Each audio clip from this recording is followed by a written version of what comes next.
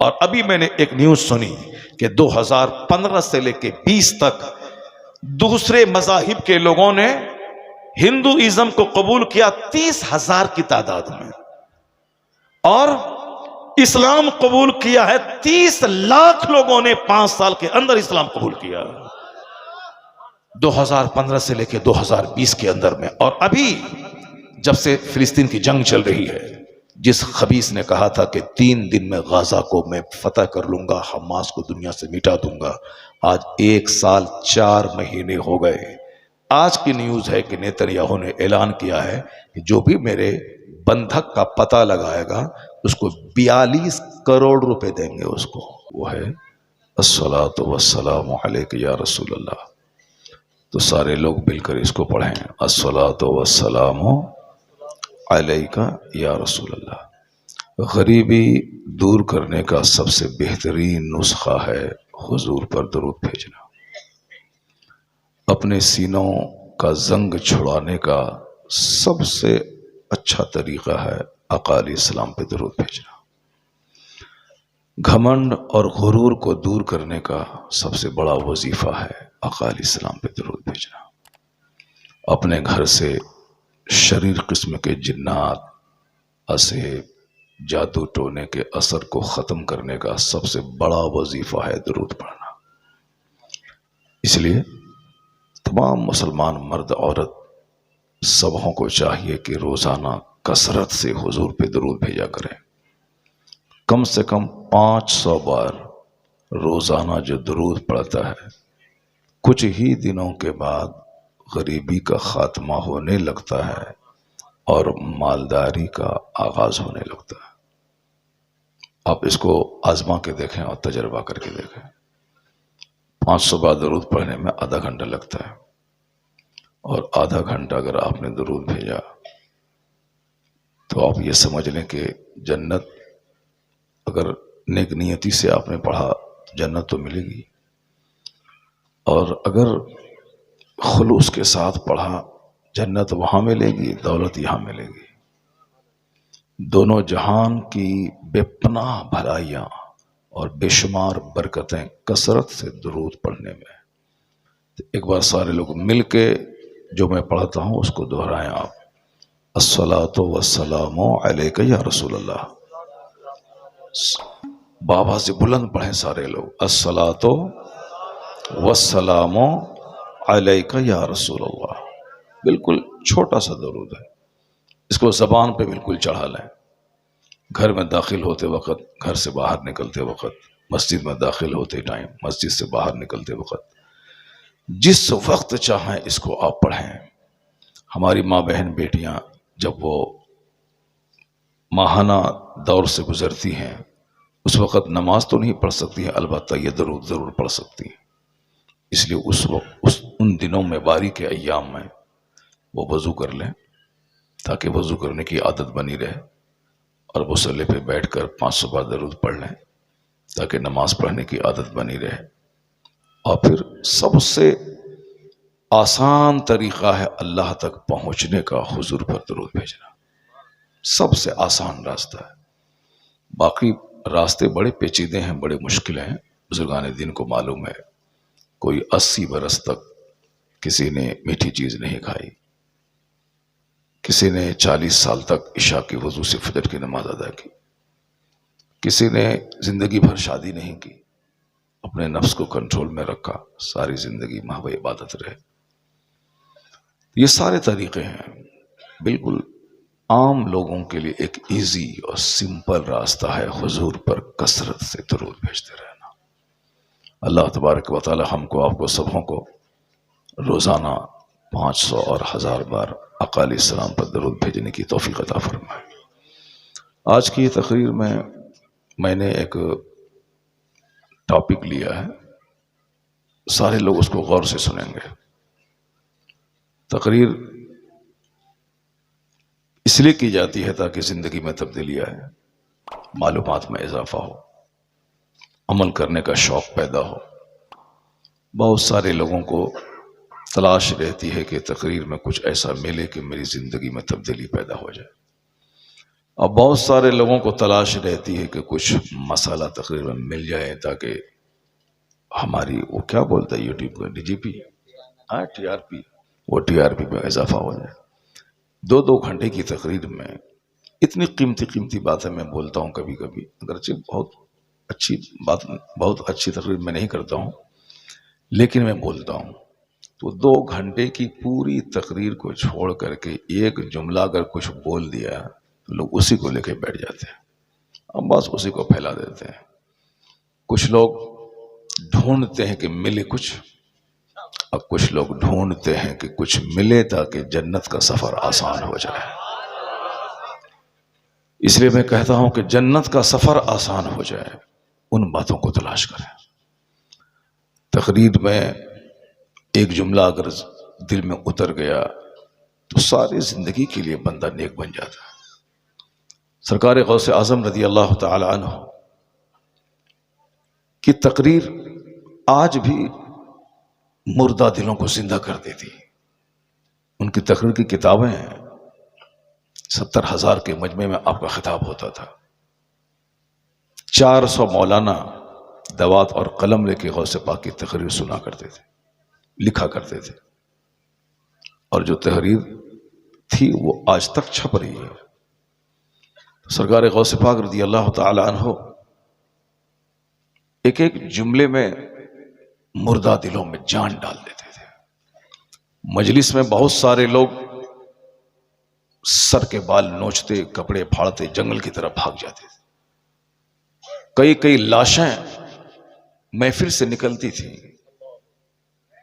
तकरीर में, मगर हम लोग आज तकरीर सुनने के बाद हंसते हैं, जबकि तकरीर सुनने के बाद आदमी को रोना चाहिए। रोना चाहिए अपने गुनाहों पे कि जिंदगी में नेकी है 5 और बुराइयां हैं, गुनाह है 5 करोड़। कैसे होगा? सुबह से लेकर शाम तक 24 घंटे में लोग नेकी करते हैं मुख्तसर और गुनाह करते हैं कसरत से, फिर भी वो सीना तान के चलता है कि मैं जन्नती हूं और मुझसे बड़ा कोई नहीं है। अक्लमंद वो नहीं है जो सीना तान के चलता हो, अक्लमंद वो नहीं है जो हमेशा दुनिया के बारे में सोचता रहता हो। अक्लमंद कौन है? कुरान शरीफ से पूछिए। कुरान कहता है इन्न फी खल्क़िस समावाति वल अर्द वख्तिलाफिल लैलि वन नहार लआयातिन लिउलिल अलबाब अल्लज़ीना यज़्कुरूनल्लाह क़ियामन व क़ुऊदन व अला जुनूबिहिम व यतफ़क्करून फ़ी ख़ल्क़िस समावाति वल अर्द। जरा गौर से सुनिएगा। अक्लमंद हम लोग उसे कहते हैं जिसके पास दौलतें हों। अक्लमंद वो है जिसके पास गवर्नमेंट की नौकरी मिल गई हो। अक्लमंद वो है जो ब्रांडेड कपड़ा और जूता और चश्मा पहनता हो, जबकि हमने बहुत सारे अहमकों को भी कीमती जूते पहनते हुए देखा। हम जिस मस्जिद में नमाज पढ़ते थे उस मस्जिद के सामने एक शख्स रहता था, उसको बोलना तक नहीं आता था। जैसे आप भी बहुत से लोगों को देखे होंगे, बोलता है अल्हड़ों की तरह, और दौलतें इतनी उसके पास हैं कि साहब पैसे सड़ते हैं। तो अल्लाह ताला दौलत अक्सर नाअहलों, बेवकूफों और जहन्नमियों को देता है, और अक्ले सलीम की दौलत, तकवा परहेजगारी की दौलत अल्लाह सबको नहीं देता। जिससे अल्लाह दोस्ती करता है उसे तकवा और परहेजगारी की दौलत अता कर देता है। इसी को हदीस में कहा गया है कि अल्लाह रब्बुल इज्जत अपने बंदों को दुनिया से ऐसे ही बचाता है जैसे तुम अपने बीमारों को पानी से बचाते हो। आप अपने बाल बच्चों को पानी से कैसे बचाते हैं कि पानी की तरफ जाओगे नज़ला ज़ुकाम हो जाएगा, सर्दी लग जाएगी, खांसी बढ़ जाएगी, इसलिए पानी के पास मत जाओ। तो आका इस्लाम फरमाते हैं कि अल्लाह ताला अपने महबूब बंदों को दुनिया की दौलतों से ऐसे ही बचाता है जैसे तुम अपने बीमारों को पानी से बचाते हो। मगर हम लोग क्या सोचते हैं कि जिनके पास बहुत दौलत है अल्लाह ताला का बहुत बड़ा एहसान है उस पर, अल्लाह ताला बहुत नवाज रहा है उसको। ऐसा नहीं है। फिरौन को अल्लाह ने 400 साल की लंबी हुकूमत जिंदगी दी और मिस्र की बादशाहत दी। इसका यह मतलब नहीं कि अल्लाह ताला उनको बहुत चाहता था। है क्यों बात कर रहे हो यार, बड़ा मसला है। पहली वजाहत मैं कर दूं कि जो कुछ भी सामने तमाशा होता है, मैं आज लगातार 15-20 साल से मैं कह रहा हूं कि तस्वीर कशी करना, फोटो खिंचवाना ये सब हराम है। वीडियोग्राफी, सरकार ताजुल शरिया का जो मौक़िफ़ है वही हमारा है। हमने आज तक अपना कोई चैनल नहीं बनाया। हमने आज तक पूरे 25-30 साल तकरीरी पीरियड में कभी भी मैंने अपनी तकरीर को रिकॉर्ड नहीं किया। टेप रिकॉर्डर के ज़माने में भी नहीं किया, और अभी इस वीडियोग्राफी के वक्त में भी जब लोगों ने ऐसा कर लिया है, हर मोबाइल में कैमरा है, इस वक्त भी नहीं किया है। लोगों ने किया है, मैं मसला बता देता हूँ, उसके जिम्मेदार वो हैं। मैं कहता हूँ नमाज पढ़ो, लोग नमाज नहीं पढ़ते, मैं क्या करूँ। मैं कहता हूँ सच बोलो, लोग नहीं बोलते, मैं क्या करूँ। अब किसी की गर्दन में चादर डाल के मैं मस्जिद में घुसा नहीं सकता हूँ। आलिमों पर गर्दन में चादर डाल के मस्जिद घुसेड़ना ये जरूरी नहीं है, सिर्फ अल्लाह का पैगाम पहुंचा देना, और यही पैगाम पहुंचाना सारे नबियों पर भी था। नबियों पे फर्ज था कि आप अल्लाह का पैगाम बंदों तक पहुंचा दें, और किसी को दबाव डाल के मस्जिद नहीं घुसाना है। नहीं मानेगा तो कत्ल कर देंगे, नहीं। तमाम अंबिया कराम सिर्फ दीन का पैगाम पहुंचाते थे। अब उन्हीं अल्लाह के कलाम के पहुंचाने के दरमियान काफिरों के हुजूम में से 2, 4, 10, 20 कलमा पढ़ के साहिब ईमान हो जाते थे। ये क़यामत तक नाइबे पैगंबर पर भी यही लाजिम है कि बिल्कुल एहसन तरीके से आप लोगों तक अल्लाह का पैगाम पहुंचाएं, कुरान सुनाएं, हदीस सुनाएं। उसी में से कुछ लोग खींच के आएंगे, नमाजी बनेंगे, नेक बनेंगे, परहेजगार बनेंगे। इसलिए आलिम दीन पर भी इतना ही है कि अल्लाह का पैगाम लोगों तक पहुंचा दे। तो हमने अपनी बात बता दी कि हम इस मौक़िफ़ के हामिल हैं कि तस्वीर खींचना हराम है। यहाँ लोग तकरीर सुनने के बाद अमल ही नहीं करते, और मोबाइल से वीडियो बनाना, फोटो बनाना, और 2-4 दिन के बाद उसको डिलीट कर देना एक दुनियादारों की एक हॉबी बन गई है। कोई मर रहा है, पानी को तरस रहा है, लेकिन सामने वाला पार्टी, सामने वाला आदमी वो वीडियो बना रहा है, जबकि आदमियत मरती चली जा रही है, ह्यूमैनिटी दम तोड़ रही है। उस वक्त वीडियो नहीं बल्कि उस मरने वाले को पानी देना चाहिए, उस मरने वाले को उठा के हॉस्पिटल ले जाना चाहिए। मगर लोग आदमियत से बिल्कुल खाली हो रहे, सिर्फ वीडियोग्राफी, फोटोग्राफी, बच्चे का फोटो, बीवी का फोटो, घर का फोटो। अल्लाह ने मुझे कमोबेश 1 करोड़ का एक घर शहर में दिया है, लेकिन मेरे मोबाइल में आज तक न स्क्रीन पे उस घर का फोटो है, न अंदर में कोई फोटो है, न मैंने आज तक रुमाल बारी को दिखलाया मैंने अपना ये घर बनाया है। 4 मंजिला घर अल्लाह ने दिया मुझको शहर में, पूर्णिया शहर में, मगर मैंने आज तक मेरे मोबाइल में पूरा खंगाल है। मैंने कभी उस अपने मकान का फोटो लेकर के मैंने अपने किसी दोस्त को नहीं दिखलाया। अगरचे जायज है, मकान जानदार नहीं है, जानदार की तस्वीर हराम है। गार्डन, मकान, पहाड़, डेजर्ट, रेगिस्तान, समंदर, नदी नाला, उसकी तस्वीर बनाई जा सकती है, बेजान चीज की, जानदार की नहीं, इंसान की, जानवर की।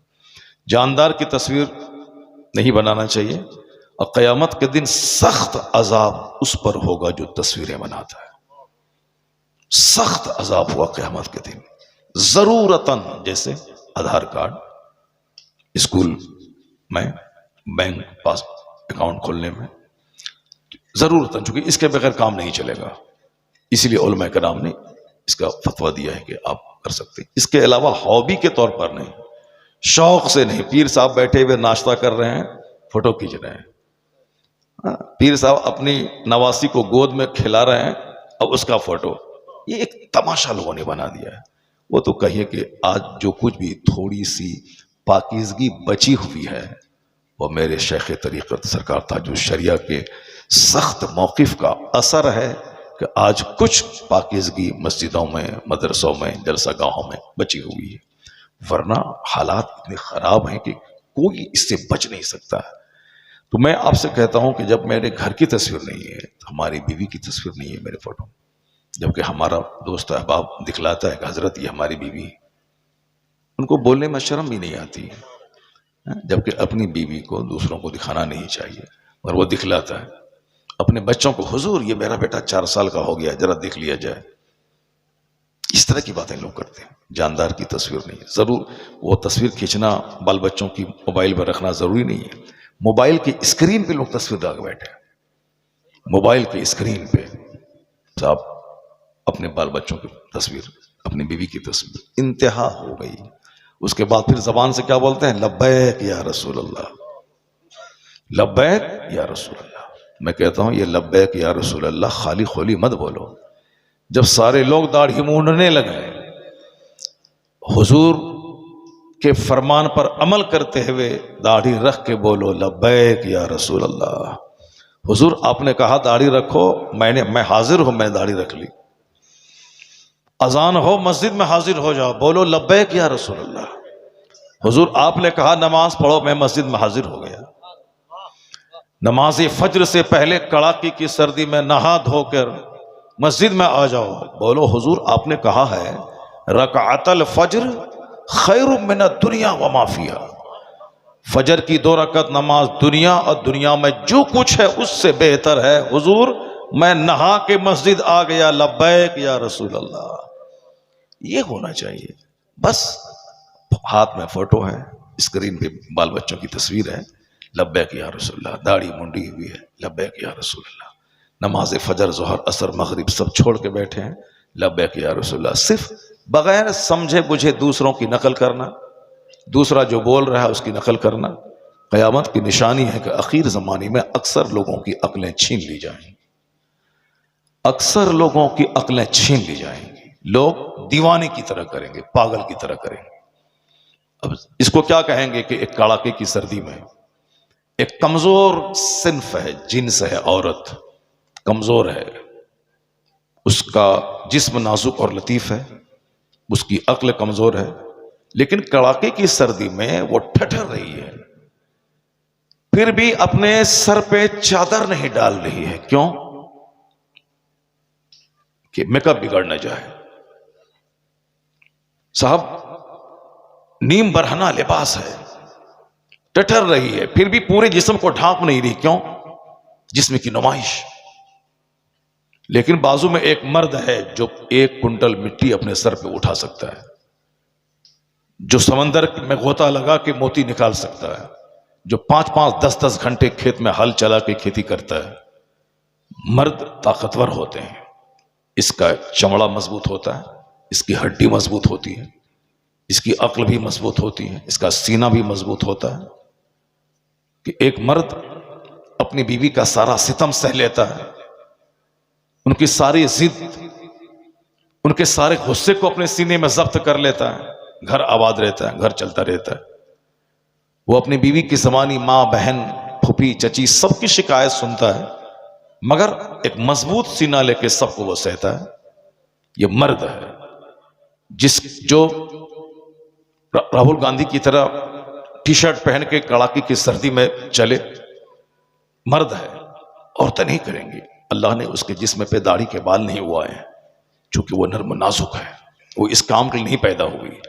लेकिन अजीब तमाशा है, औरत होने के बावजूद हाफ पैंट पहन के कड़ाके की सर्दी में खड़ी है, और ये मर्द है कि अंदर में इनर, ऊपर में पैंट, अंदर में इनर, बनियान, फिर शर्ट, उसके ऊपर में कोट। ये मर्द अगर सिर्फ बनियान पहन के रहता तो भी जाड़े से मुकाबला कर सकता था, लेकिन किस कदर उल्टी रीत है कि सिन्फ नाजुक नीम बरहना खड़ी है, और ये मर्द 5 कपड़े पहने हुए हैं। इसे क्या कह सकते हैं आप? सारा काम उल्टा पुल्टा हो रहा है। यही वजह है कि नवंबर आज 20 तारीख हो गई, कड़ाके की सर्दी नहीं आई, मौसम भी अपना मजाज बदल लिया। बारिश होनी चाहिए कब? बारिश होती हो कब। बारिश ने भी अपना मिजाज बदल लिया है, लोग बदल गए, लोगों के जीने का अंदाज बदल गया, लोगों की सोच बदल गई। और ये कहते हैं कि अल्लाह कहाँ है, रसूल पाक की मदद कहाँ है। बुजुर्गों ने कहा कि मत बोल अल्लाह कहाँ है, गरीबान में झांक के देखे तू कहाँ है, तू कहाँ है, तेरा घर कहाँ है, तेरे बाल बच्चे कहाँ हैं, तेरी तहजीब कहाँ है, तेरा कल्चर कहाँ है, तेरी संस्कृति कहाँ है, तेरी सभ्यता कहाँ है। देख तू आज बदल जा, खुदा की रहमतें तेरा इस्तिकबाल करने को तैयार है।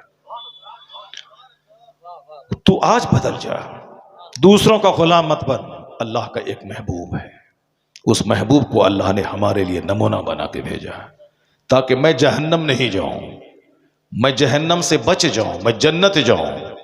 बस अल्लाह के महबूब की अदाओं की नकल करनी है, उनसे मोहब्बत करनी है, उनकी पैरवी करनी है।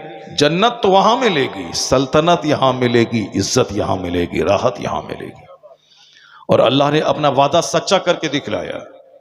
अरब के वह लोग जो खाना बदोश कहलाते थे, जिनका घर कांधे पे रहता था, जो बकरियां चराते थे, जो ऊंट चराते थे। हजरत उमर फारूक रदी अल्लाह तआला अन्हु ऊंट चरा रहे थे, एक रास्ते से गुजर रहे थे। खलीफतुल मुस्लिमीन बनने के बाद आपके पीछे फौज थी। जब मक्का की उस पहाड़ी के पास से गुजरने लगे तो आप वहां खड़े हो गए चिलचिलाती धूप में। आप गौर से नीचे की जगह को देखने लगे। लोगों ने कहा हुजूर क्या देख रहे हैं? कहा मैं वही उमर हूं जो कभी यहां ऊंट चराया करता था, मैं वही उमर हूं जो कभी यहां ऊंट चराया करता था। आपका मजमा देखकर बहुत खुशी हो रही है, मुझको ऐसा लग रहा है कि मैं आज 2-2.5 घंटे का खिताब कर दूं, लेकिन अगर 2-4-10 लोग उठ गए तो मैं 1 घंटे के अंदर में तकरीर खत्म कर दूंगा। अब 1 घंटा भी बहुत है, डॉक्टर भी कहते हैं 1 घंटा ही बोलिए, हमारे दोस्त अहबाब भी बोलते हैं कि 1 घंटा ही बोलिए। जब सारे लोग आधा घंटा बोलेंगे, वो घड़ी देखते हैं और आप 3 घंटा के बाद घड़ी देखते हैं। क्या समझ रहे हैं, क्यों इस तरह जान दे रहे हैं आप? तो अब हमने भी अब पैटर्न अब बदलने का चाहा कि अब 3 व 2-2.5 चल नहीं चलेगा, बस सिर्फ 1 घंटे की तकरीर होगी। क्या रमान बरी साहब है, बस 1 घंटे में अपनी बातें कहते हैं। अब जरा गौर से सुनिए। उमर फारूक रदी अल्लाह तआला अन्हु उस जगह को गौर से देखने लगे। लोगों ने पूछा हुजूर क्या देख रहे हैं? पीछे फौज है, चिलचिलाती धूप, अब देखे जा रहे हैं। कहा मैं उस जगह को देख रहा हूं जिस जगह में कभी ऊंट चराया करता था। और जब मैं ऊंट चरा के घर जाता था तो मेरे बाप खत्ताब, उमर इब्ने खत्ताब, खत्ताब आपके बाप का नाम, खत्ताब मेरे वालिद खत्ताब कहते थे ए उमर तू दुनिया में कोई बड़ा काम कैसे कर पाएगा जबकि तुझे ऊंट चराना भी नहीं आता है, ऊंट चराना भी नहीं आता है, तू कैसे दुनिया में कोई बड़ा काम कर पाएगा? उमर फारूक रदी अल्लाह तआला अन्हु कहते मैं वही उमर हूं जिसको ऊंट चराना तक नहीं आता था। आज मैं खलीफतुल मुस्लिमीन बना हूं, आज मैं अमीरुल मोमिनीन हूं, मुसलमानों के उमूर का बादशाह। ये सब कुछ अल्लाह ने अपने फजल से उमर फारूक आजम का तेवर कह रहा था, ये सारा इनाम मोहम्मद अरबी की गुलामी की वजह से मिला। खी मोहम्मद से वफा तूने तो हम तेरे हैं, ये जहां चीज है क्या लौहो कलम तेरे। कौम मुस्लिम आज भी हुकूमत तेरा इंतजार कर रही है कि तू मोहम्मदी बन जा, मैं तेरे पास आ जाऊं। कंडीशन है, शर्त है कि तू मोहम्मदी बन जा। हुकूमत इंतजार कर रही है, दिल्ली की गद्दी इंतजार कर रही है, अमेरिका की कुर्सी इंतजार कर रही है, चाइना जापान की गद्दियां इंतजार कर रही हैं।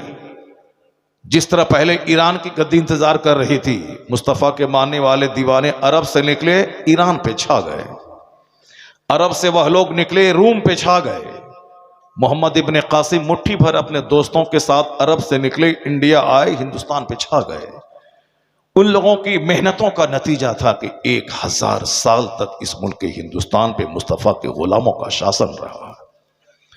तो जिनकी हुकूमत इतने दिनों तक रही हो, आज वह हुकूमत के लिए तरस रहा है, आज वह नौकरी के लिए तरस रहा है, आज वह मुलाजमत के लिए तरस रहा है, 50-50 लाख रुपए रिश्वत दे के नौकरी का इंतजार कर रहा है, अपनी जमीन बेचकर नौकरी का इंतजार कर रहा है।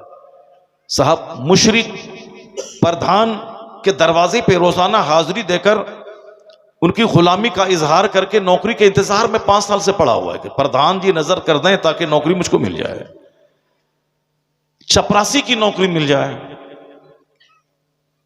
गेट का लोहा उठाने और गिराने की नौकरी मिल जाए, नौकरी मिल जाए। नौकरी के लिए ये लालायित हैं और बेचैन हैं, और हुकूमत इनका इंतजार कर रही है कि तू औरंगजेब बन जा, हिंदुस्तान तुम्हारा इंतजार कर रहा है।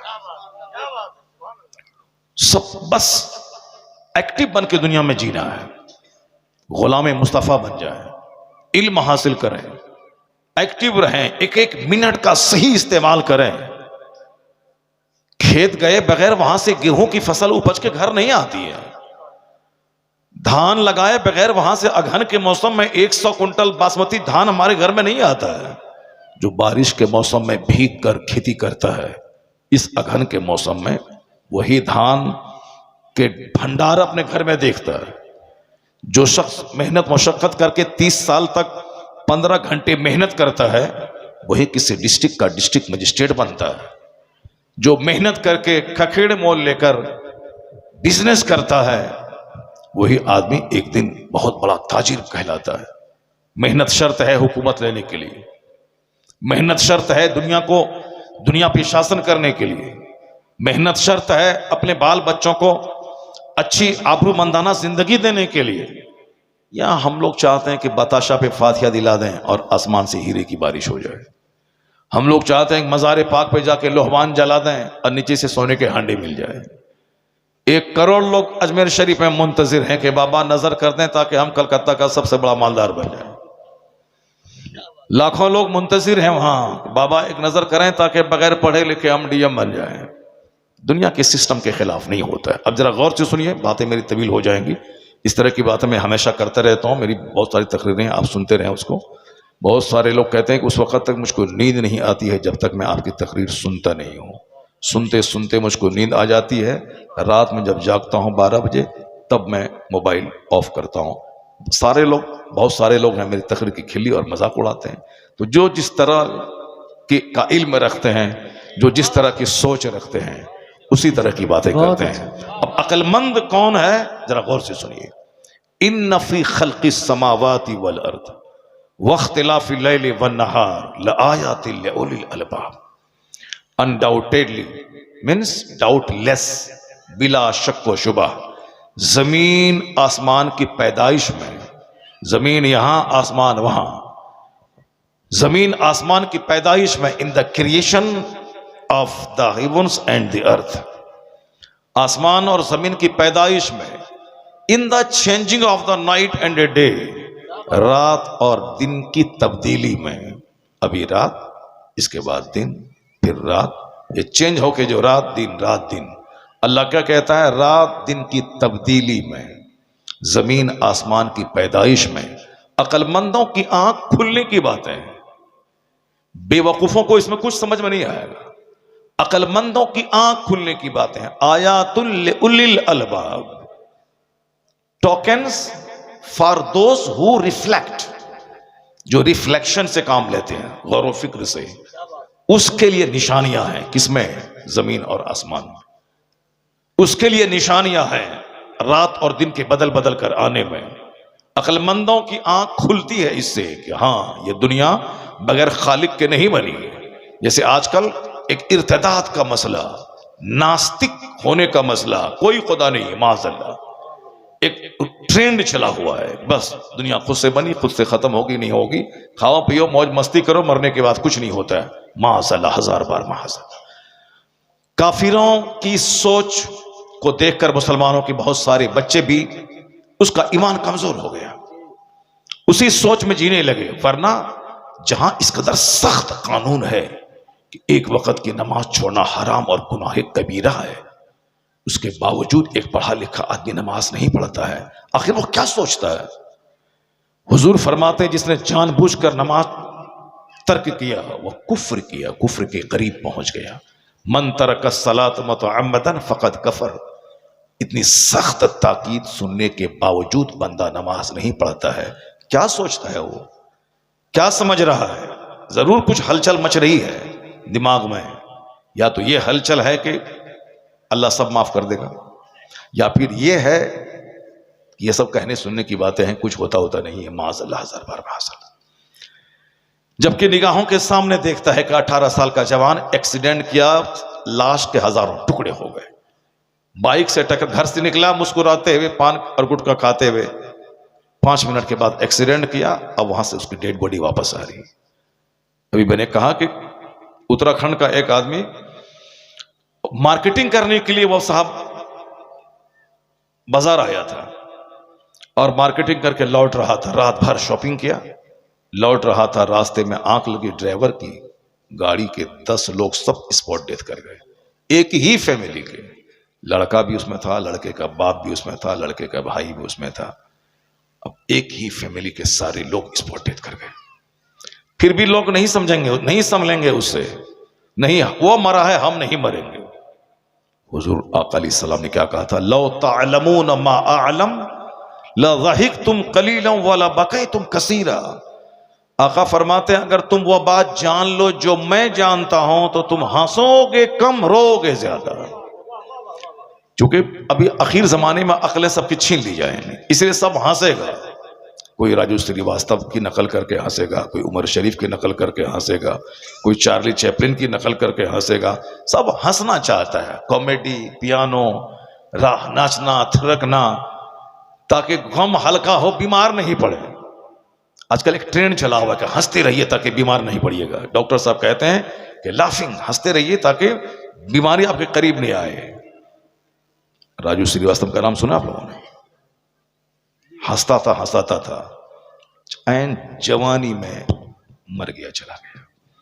वो तो हंसाता था करोड़ों को हंसाता था, बूढ़ा भी नहीं हुआ था वो। अचानक बीमारी आई, चला गया। आपने नाम सुना होगा, एक फिल्मी बहुत स्मार्ट एक्टर था Sushant Singh Rajput. Smart, lean and थीन, खूबसूरत, हैंडसम जवान, बिहार पटना का था। फिर सब बोल रहे हैं, लेकिन इसी कोरोना काल में फांसी के फंदे पे लटक गया, मर गया। क्या कमी थी? बंबई, करोड़ों का घर, फिल्म इंडस्ट्रीज में काम, मस्त रहता, हंसता रहता था। जो ज्यादा हंसता है वो ज्यादा रोता है। इसलिए ये फॉर्मूला बंदे का कि हंसते रहिए बीमारी नहीं आएगी, मुस्कुराते रहिए बीमारी नहीं आएगी, 100% गलत फॉर्मूला, गलत। और हमसे सुनिए कि साहब बीमारी कैसे दूर भागेगी? बीमारी दूर वहां भागेगी जहां हर वक्त अल्लाह का जिक्र होता रहता है, और जहां दुनिया के डॉक्टर की बात नहीं, जहां मुस्तफा की बात मानी जाती है, वहां बीमारी भागती रहती है। मदीना तैयबा में आका अलैहिस्सलाम के पास मिस्र का बादशाह एक डॉक्टर को भेजा था और दूसरा भी तोहफा भेजा था कि आका सरकार इस गुलाम का तोहफा कबूल कर लीजिए। आका अलैहिस्सलाम ने दूसरा तोहफा तो कबूल कर लिया, लेकिन डॉक्टर को यह कहते हुए वापस कर दिया कि डॉक्टर की मदीने को हाजत नहीं है, क्योंकि हमारे यहाँ बीमार ही कम पड़ते हैं, हमारे यहाँ बीमार कम पड़ते हैं लोग, इसलिए तबीब की हाजत नहीं है। अब कम क्यों पड़ते हैं? आका फरमाते चूंकि हमारे लोग जब भूख लगती है तब खाते हैं, और अभी भूख बाकी रहती है, खाना छोड़ देते हैं। एक जबरदस्त फॉर्मूला है बीमारी से बहुत हद तक बचने का। जब भूख लगे तब खाएं।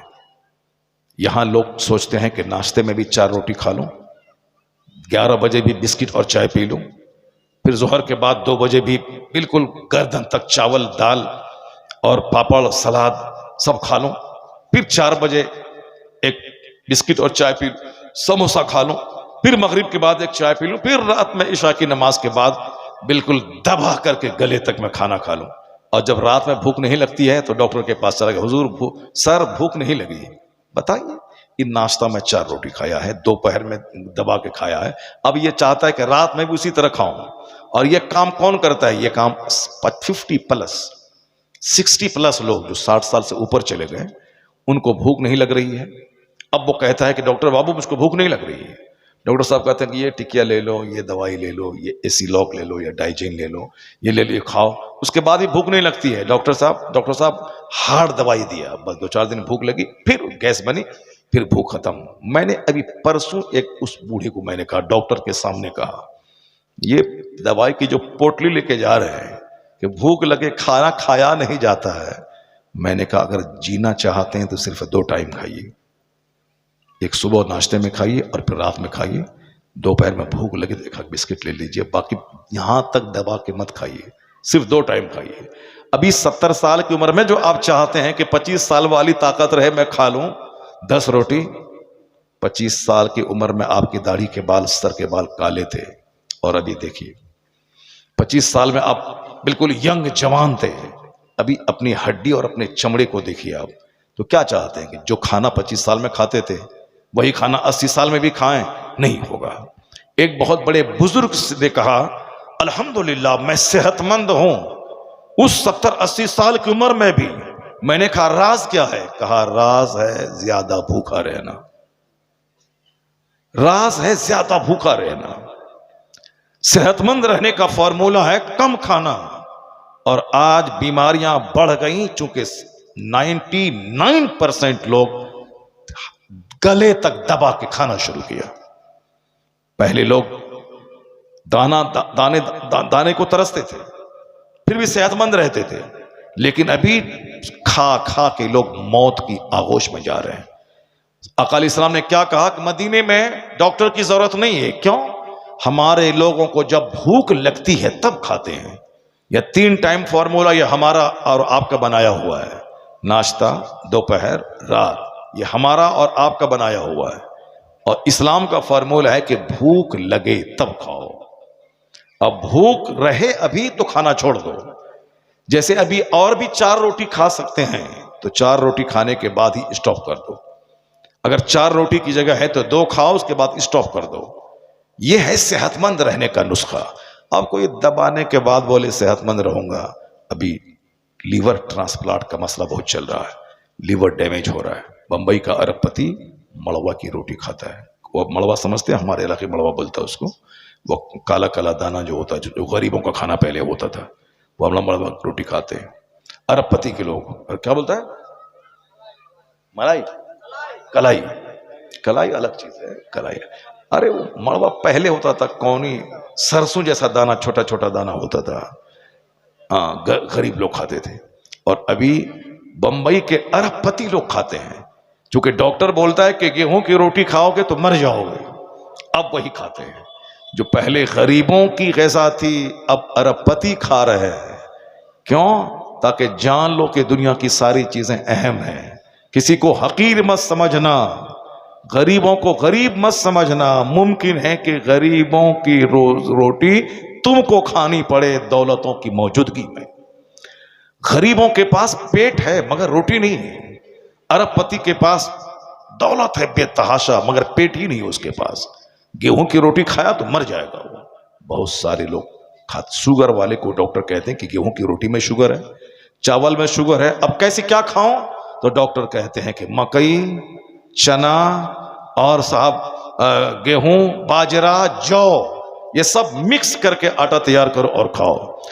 इस्लाम तमाम बिंदुओं पे बहस करता है। इस्लाम सिर्फ नमाज पढ़ने नहीं कहता है। From the cradle to the grave, मां की गोद से लेके कब्र की गोद तक तमाम मौज़ूआत का अहता इस्लाम करता है। हर टॉपिक पे बहस इस्लाम करता है। कौन कहा था knowledge is power, knowledge is light? Islam ने कहा था। कौन कहा था knowledge is ornament, knowledge is arm? किसने कहा था कि इल्म जेवर है, इल्म जीनत है, इल्म हथियार है, इल्म बेहतरीन साथी है, इल्म ताकत है, इल्म रोशनी है? किसने कहा था? आज अगर कोई कहते हैं हमारे इंडिया में या अमेरिका में या चाइना जापान में Mao Zedong, Mussolini, Hitler, doctor Washington, इब्राहिम लिंकन, अंबेडकर, गांधी, नेहरू, आज हमारे प्रधानमंत्री मोदी, कोई भी कहते हैं, ये आज कहते हैं, मगर मेरे पैगंबर ने 1400 साल पहले कहा था, अलैकुम बिल इल्म फइन्नल इल्म नूरुन। इल्म हासिल करो, इल्म लाइट का नाम है। इल्म हासिल करो, इल्म रोशनी का नाम है। Obtain knowledge, knowledge is power. इल्म हासिल करो, इल्म ताकत का नाम है। सरकार ने किस टॉपिक को टच नहीं किया, यहां तक कि हिंदुस्तान के अल्हड़ गंवार मेरे सरकार की तौहीन करते हैं। ये गंवार कुछ नहीं जानते। अमेरिका यूरोप का दानिश्वर कहता है कि इस्लाम के पैगंबर के ताल्लुक से उन्होंने अपने हार्ट्स की फीलिंग को जो एक्सप्रेस किया है, वो कहते हैं how loftiness is the morality of the holy prophet of Islam. Islam के पैगंबर की अखलाक की बुलंदी का क्या आलम है। वो कहते he made battlefield civilised, यानी वो मैदान जंग जहां कत्ल होता है, जहां खून बहाया जाता है, जहां नहीं देखा जाता कि सामने दुश्मन का बच्चा या दुश्मन की बीवी। कहते हैं कि इस्लाम के पैगंबर हैं जिसने कहा था कि औरतों पे हाथ मत उठाना, बच्चों पे हाथ मत उठाना, बूढ़ों बीमारों पे हाथ मत उठाना। यानी वो दानिश्वर यूरोप का कहते हैं कि इस्लाम के पैगंबर हैं जिसने मैदान जंग को भी मुहज्जब बना दिया। Who made battlefield civilized, जिसने मैदान जंग को भी मुहज्जब बना दिया है। क्या बात है। जो अनपढ़ किस्म के लोग हैं वो पैगंबर आजम की शान में गुस्ताखी करते हैं। जो हाईली क्वालिफाइड हैं वो यही कहते हैं कि I can not find any other man in history like Muhammad. मैं पूरे मानव इतिहास में मुस्तफा का जवाब नहीं पाता। वो यही कहते हैं all standards by which human greatness may be measured is anyone greater than he. आका के बारे में वो यूरोप का दानिश्वर डॉक्टर लामार्टिन कहते हैं कि तमाम पैमाना, तमाम कसौटी, तमाम मेजरमेंट, तमाम तराजू जिस पर एक इंसान की महानता को जांचा जाता है, वह तमाम कसौटी लाओ और उस कसौटी पे जांचो कौन है जो मोहम्मद अरबी के मुकाबले में खड़ा हो सके। All standards by which human greatness may be measured is anyone greater than he. क्या है कोई जो मुस्तफा से बड़ा हो सके। ये पढ़े लिखे लोग कहते हैं, ये हाईली क्वालिफाइड लोग बोलते हैं। इसलिए मैं कभी हिंदुस्तान या दुनिया के डेनमार्क या कहीं का कोई अपने आप को पढ़ा लिखा कहता, अगर वो मेरे पैगंबर की शान में गुस्ताखी करता है और ऑल फॉल बकता है तो मैं उसको दुनिया का सबसे बड़ा जाहिल समझता हूं। वो एबीसीडी जाना है, इल्म हासिल नहीं किया है। वो क ख ग जाना है, साक्षर है, शिक्षित नहीं है। वो शिक्षित साक्षर होना अलग है। अखबार पढ़ लिया, हिंदी पढ़ लिया, फिजिक्स पढ़ लिया, साहब क ख ग पढ़ लिया, एबीसीडी पढ़ लिया, अलिफ बा पढ़ लिया, हाँ ये पढ़ना जानता है, ये लिखना जानता है, ये साक्षर है, शिक्षित नहीं है।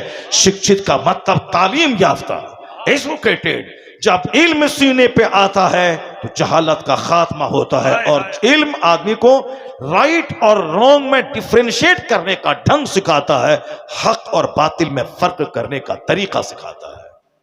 पढ़ा लिखा आदमी वो किसी चीज में आंख बंद करके नहीं पढ़ता, वो रिफ्लेक्ट करता है, रिसर्च करता है, गौर व फिक्र करता है, तब जाके वो कोई डिसीजन लेता है पढ़ा लिखा आदमी। तो जो लोग इस ऑल फॉल बकते हैं समझने के साक्षर है, शिक्षित नहीं है, तालीम याफ्ता नहीं है। और कयामत जब करीब आएगी लोग साक्षर ही बनेंगे। एबीसीडी क ख ग, मैथमेटिक्स ए प्लस बी, बस यही सब जानेंगे। वो आला तालीम है जो आदमी को इंसान बना दे। तालीम वो जो आदमी को खरे खोटे का फर्क सिखा दे। तालीम वो है जो आदमी को आदमियत पैदा कर दे, आदमियत आदमी के अंदर जगा दे।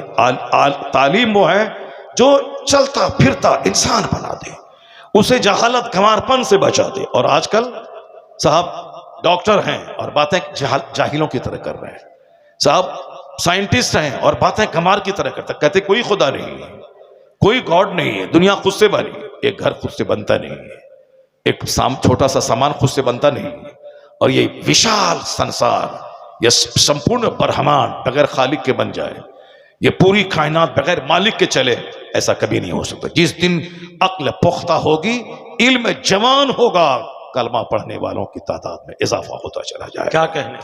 और इस तरह की बातें मैं अक्सर करता हूं कि आज आप लोग मायूस हैं टेलीविजन के न्यूज सुनकर, सोशल मीडिया की खबरें सुनकर, अरे फिलिस्तीन में ये जुल्म हो गया, वहां हो गया, अमेरिका में ये हो गया, डेनमार्क में ये हो गया, इंडिया में साहब बहुत सारी मीडिया पे चलता है कि हम मुसलमानों को सताया जा रहा है, वहां मस्जिदें तोड़ी जा रही हैं। ये एक पार्ट है, तस्वीर का एक रुख है कि मुस्लिम सताए जाते हैं अपनी बदअमली की वजह से। वह दूसरा रुख यह है कि कोई दिन ऐसा नहीं गुजरता जिस दिन कोई वैज्ञानिक कलमा पढ़ के मुसलमान न होता हो। अल्लाह, कोई दिन ऐसा नहीं गुजरता जिस दिन दुनिया का दानिश्वर कलमा पढ़ के मोमिन न होता हो।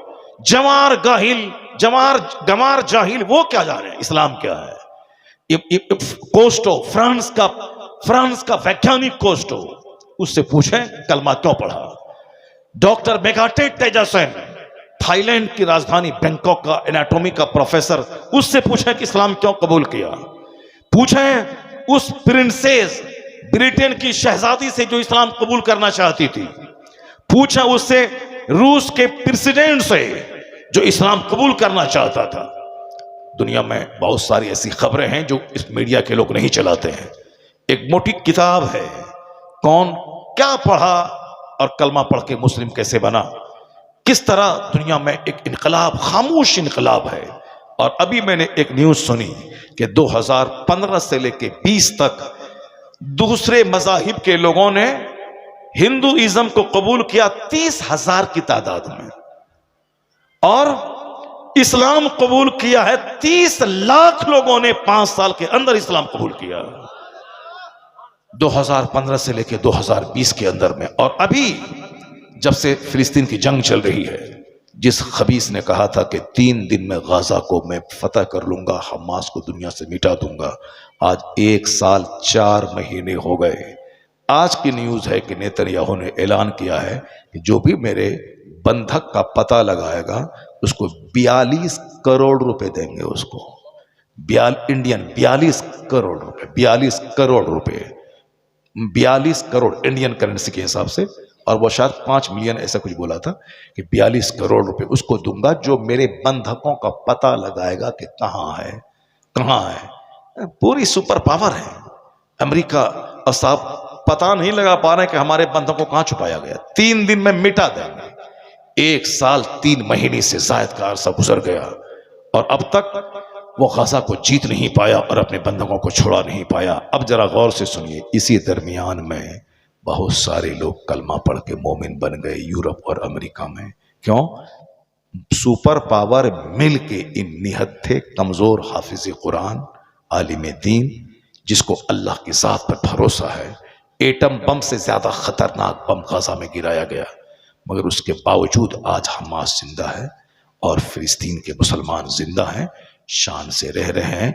यह इस बात की दलील है कि एटम बम भी वहां काम नहीं करता जहां इस्लामी ताकत काम क्या करती है। इनके पास सब्र की ताकत है, मुसलमान के पास तवक्कुल की ताकत है, इनके पास कुरान की ताकत है, इनके पास मुस्तफ़ा की रहमतुल लिल आलमीन की ताकत है, इनके पास खुदा पर एतमाद की ताकत है। तो आज इसको देखकर गैर मुस्लिम कलमा पढ़ रहे हैं। और अफसोस की बात तो यह है कि हमारा मुसलमान भाई इस जंग को देखने के बाद नमाजी नहीं बना, तहज्जुद गुजार नहीं बना, चाश्त इशराक नहीं पड़ा। होना यह चाहिए था अल्लाह की मदद आंखों से देखते हुए कि फिलिस्तीन आज तक जिंदा है, 70 साल से जुल्म हो रहे हैं। वहां की औरतें फिलिस्तीन नहीं छोड़ती हैं, इसलिए नहीं छोड़ती हैं कि मैं आज मेरा बच्चा नहीं तो आज मेरे बच्चे का खून रंग लाएगा, कल जरूर क़िबला अव्वल यहूदियों की गिरफ्त से आजाद हो जाएगा। क्या कहने, आजाद होगा फिलिस्तीन, क़िबला अव्वल। और अब आजादी के बिल्कुल करीब पहुंच चुका है। यहूदियों का सत्यानाश होगा। अब ये शिकस्त खाएंगे और यही मुट्ठी भर दीवाने मुस्तफ़ा के पूरी दुनिया में झंडा लहराएंगे। वो वक्त अब करीब आ रहा है। मुसलमानों का दिल इतना दुनिया की मोहब्बत में सख्त हो चुका है कि आंखों से देख रहे हैं कि जो बोला था 3 दिन में खत्म करूंगा, 1 साल 3 महीने में खत्म नहीं कर पाए। तो अब इसे क्या कह सकते हैं आप? तो अब मुसलमानों को कम से कम तहज्जुद गुजार होना चाहिए, नमाज चाश्त और इशराक पढ़ना चाहिए, नमाज पंजगाना पाबंदी से पढ़ना चाहिए, सच्ची तौबा करनी चाहिए, हराम को छोड़ के हलाल की तरफ लपकना चाहिए। मगर आज अगर कोई हिंदू हमारी मस्जिद के सामने का डीजे बजाता है तो हम तो दंगा फसाद के लिए तैयार हो जाते हैं, लेकिन मुसलमानों का एक बड़ा तबका बैंड बाजा मस्जिद के सामने बजाता है, मस्जिद के सामने से बारात ले जाता है, वो अपने डीजे को बंद नहीं करता है। किस कदर फ्रीडम बना, कितनी बड़ी ट्रेजेडी है, कितना बड़ा अलमिया है ये। आज गैर मुस्लिम हमारे उलमा के सामने आकर के वो हाथ जोड़ता है, कहता है कि आपने तावीज दी और हमारे बच्चे अच्छे हो गए, आपकी तावीज में बड़ा असर है। वो अपने हिसाब से अपनी जबान में कहता है कि भगवान तो हमारे घर में जो मिट्टी का पुतला है वो नहीं, भगवान तो आप हैं जो आप तावीज दी हमारा बच्चा अच्छा हो गया। यानी बुतों के पुजारी इस तरह की बातें करते हैं। मस्जिद के दरवाजे पे मगरिब की नमाज के बाद हर शहर में 99% गैर मुस्लिम की औरतें छोटे छोटे बच्चों को लेकर खड़ी रहती है और ये कहती हैं कि बाबा फूंक देते हैं तो मेरा बच्चा अच्छा रहता है, बाबा फूंक देते हैं। ये क्या है?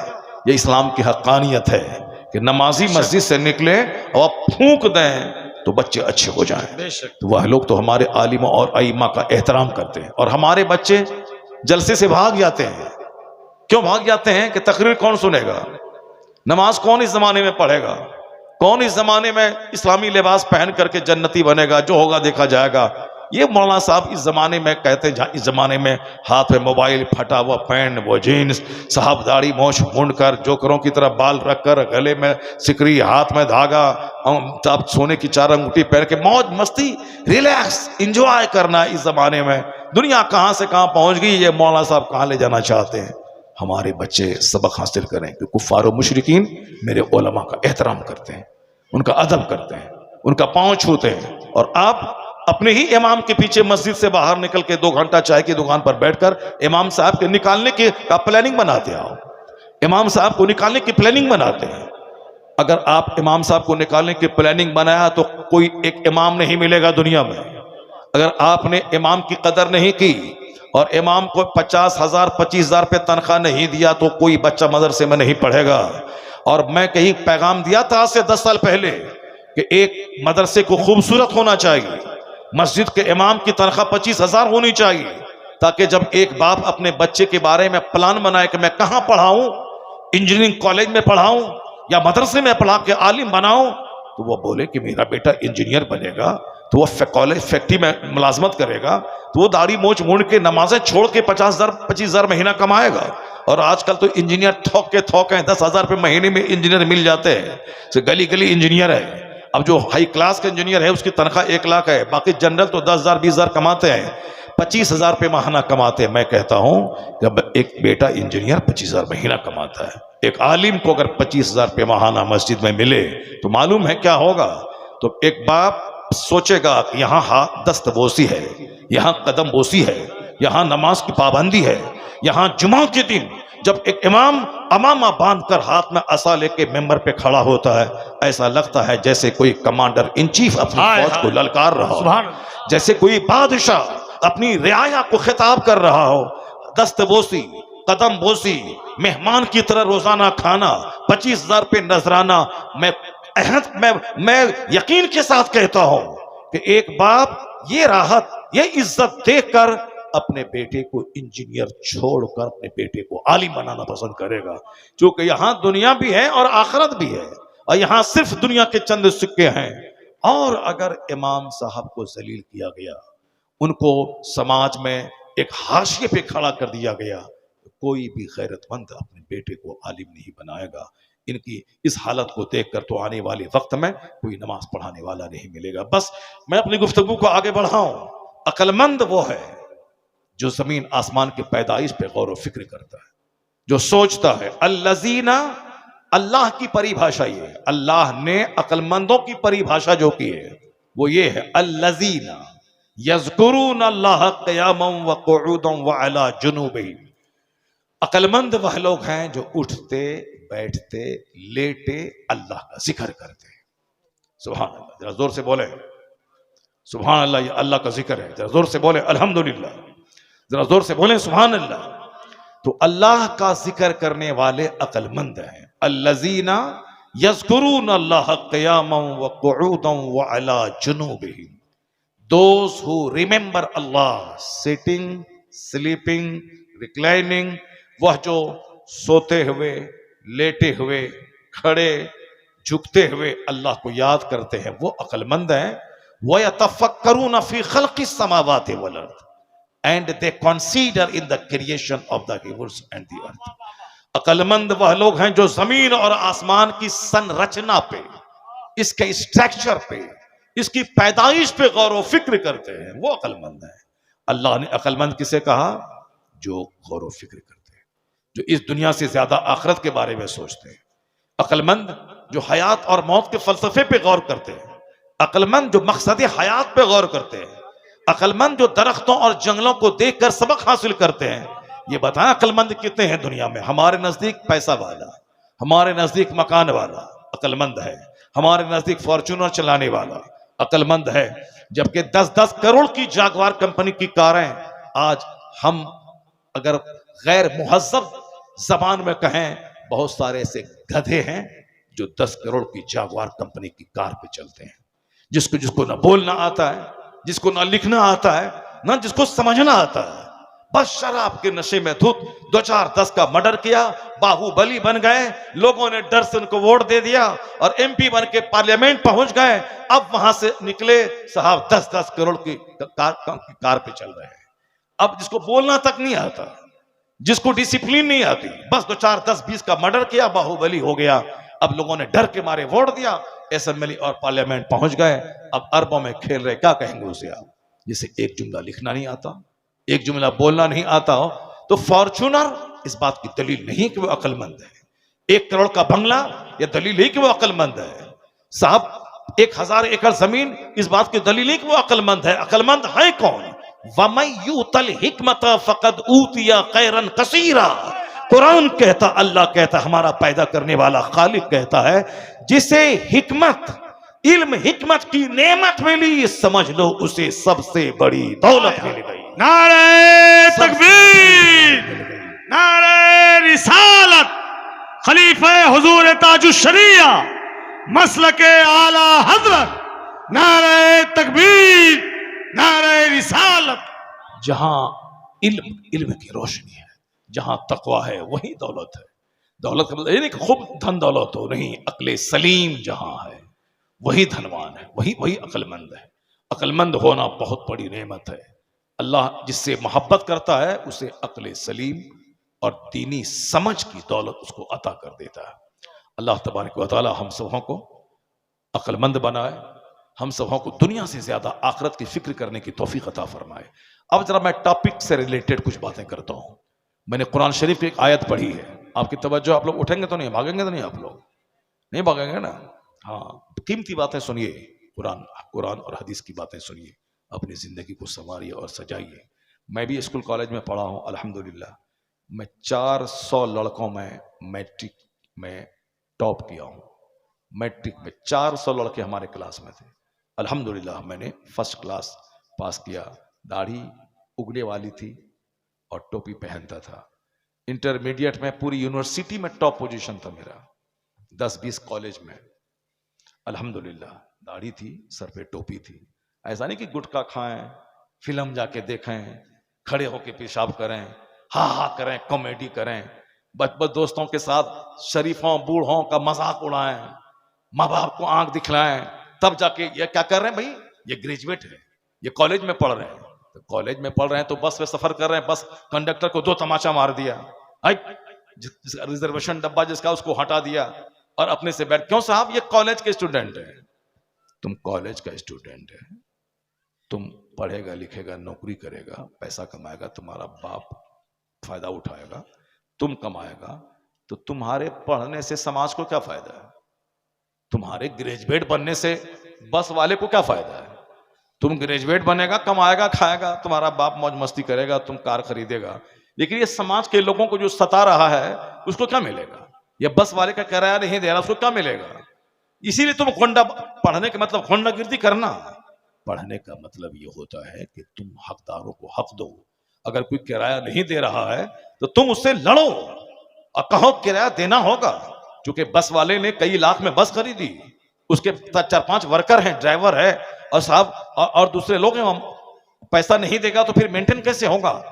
अब लोग कहेंगे भाई हाँ ये बंदा तो बड़ी अच्छी बातें बोल रहा है, ये कौन है? पढ़ा लिखा आदमी है, स्कूल कॉलेज में पढ़ रहे हैं, पढ़े लिखों की पहचान है। मगर ये पढ़ा लिखा गोंडा आजकल जो बच्चे स्कूल कॉलेज में पढ़ते हैं, मैं अपनी निगाहों के सामने देखा मुजफ्फरपुर में एक बेचारा अपनी बीवी के साथ सफर कर रहा था। ये 2-4 गोंडे स्कूल में पढ़ने वाले घुसे और जिस सीट पर बैठा हुआ था उसको हटाया, उसको वो नहीं हट रहा था तो 2-4 तमाचा मारा, खींच के नीचे उतारा। बीवी बेचारी परेशान हो, बीवी मौजूद है, उनके शौहर को उनके सामने घसीट के ले रहा। उसके बाद मारने के बाद कहता है अगर बीवी तेरे पास नहीं रहती तो और तुमको पीटता मैं।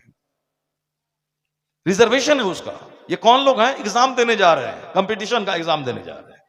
आप लोगों का अंदाजा होगा जब कभी कोई एग्जाम होता है पुलिस वाले का या और किसी चीज का, बैंक का, रेलवे का, तो किस कदर हुल्लड़बाजी करके लोग ट्रेन से जाते हैं।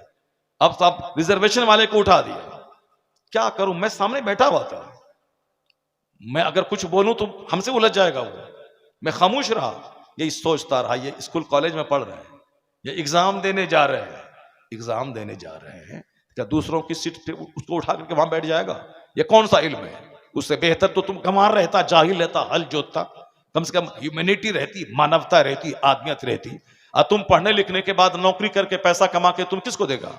समाज को तुमसे फायदा उस वक्त पहुंचेगा जब तू समाज के लिए शुभ चिंतक बन जाएगा, समाज को अपने से फायदा पहुंचाएगा। सिर्फ पढ़ा, नौकरी किया, दूसरों को जलील समझ रहे हैं, समाज के सारे लोगों को हकीर समझ रहे हैं, मकान बना रहे हैं, ये कौन सी तालीम हो गई? ये कौन सा इल्म हो गया? इसी तरह का इल्म जब बढ़ेगा तो मंत्री बनने के बाद वो घोटाला करेगा, डीएम बनने के बाद वो रिश्वत लेगा, ब्लॉक डेवलपमेंट ऑफिसर बनने के बाद वो खजाने को लूटेगा, जिस तरह आज हिंदुस्तान में हो रहा है तमाशा। इसी तरह का इल्म रहा तो मेडिकल कॉलेज का प्रिंसिपल होके औरतों की आबरू के साथ खेलेगा, खूबसूरत हसीनाओं की इज्जत को लूटने का रैकेट अपने मकान के तहखाने में चलाएगा। सारी दुनिया जान रही है क्या तमाशा हुआ है। ये पढ़े लिखे लोग हैं जो इस तरह की हरकतें कर रहे हैं। पढ़े लिखे वो नहीं हैं जो ABCD जाने और 2 टका कमाए, दूसरों को अपने से तकलीफ पहुंचाए।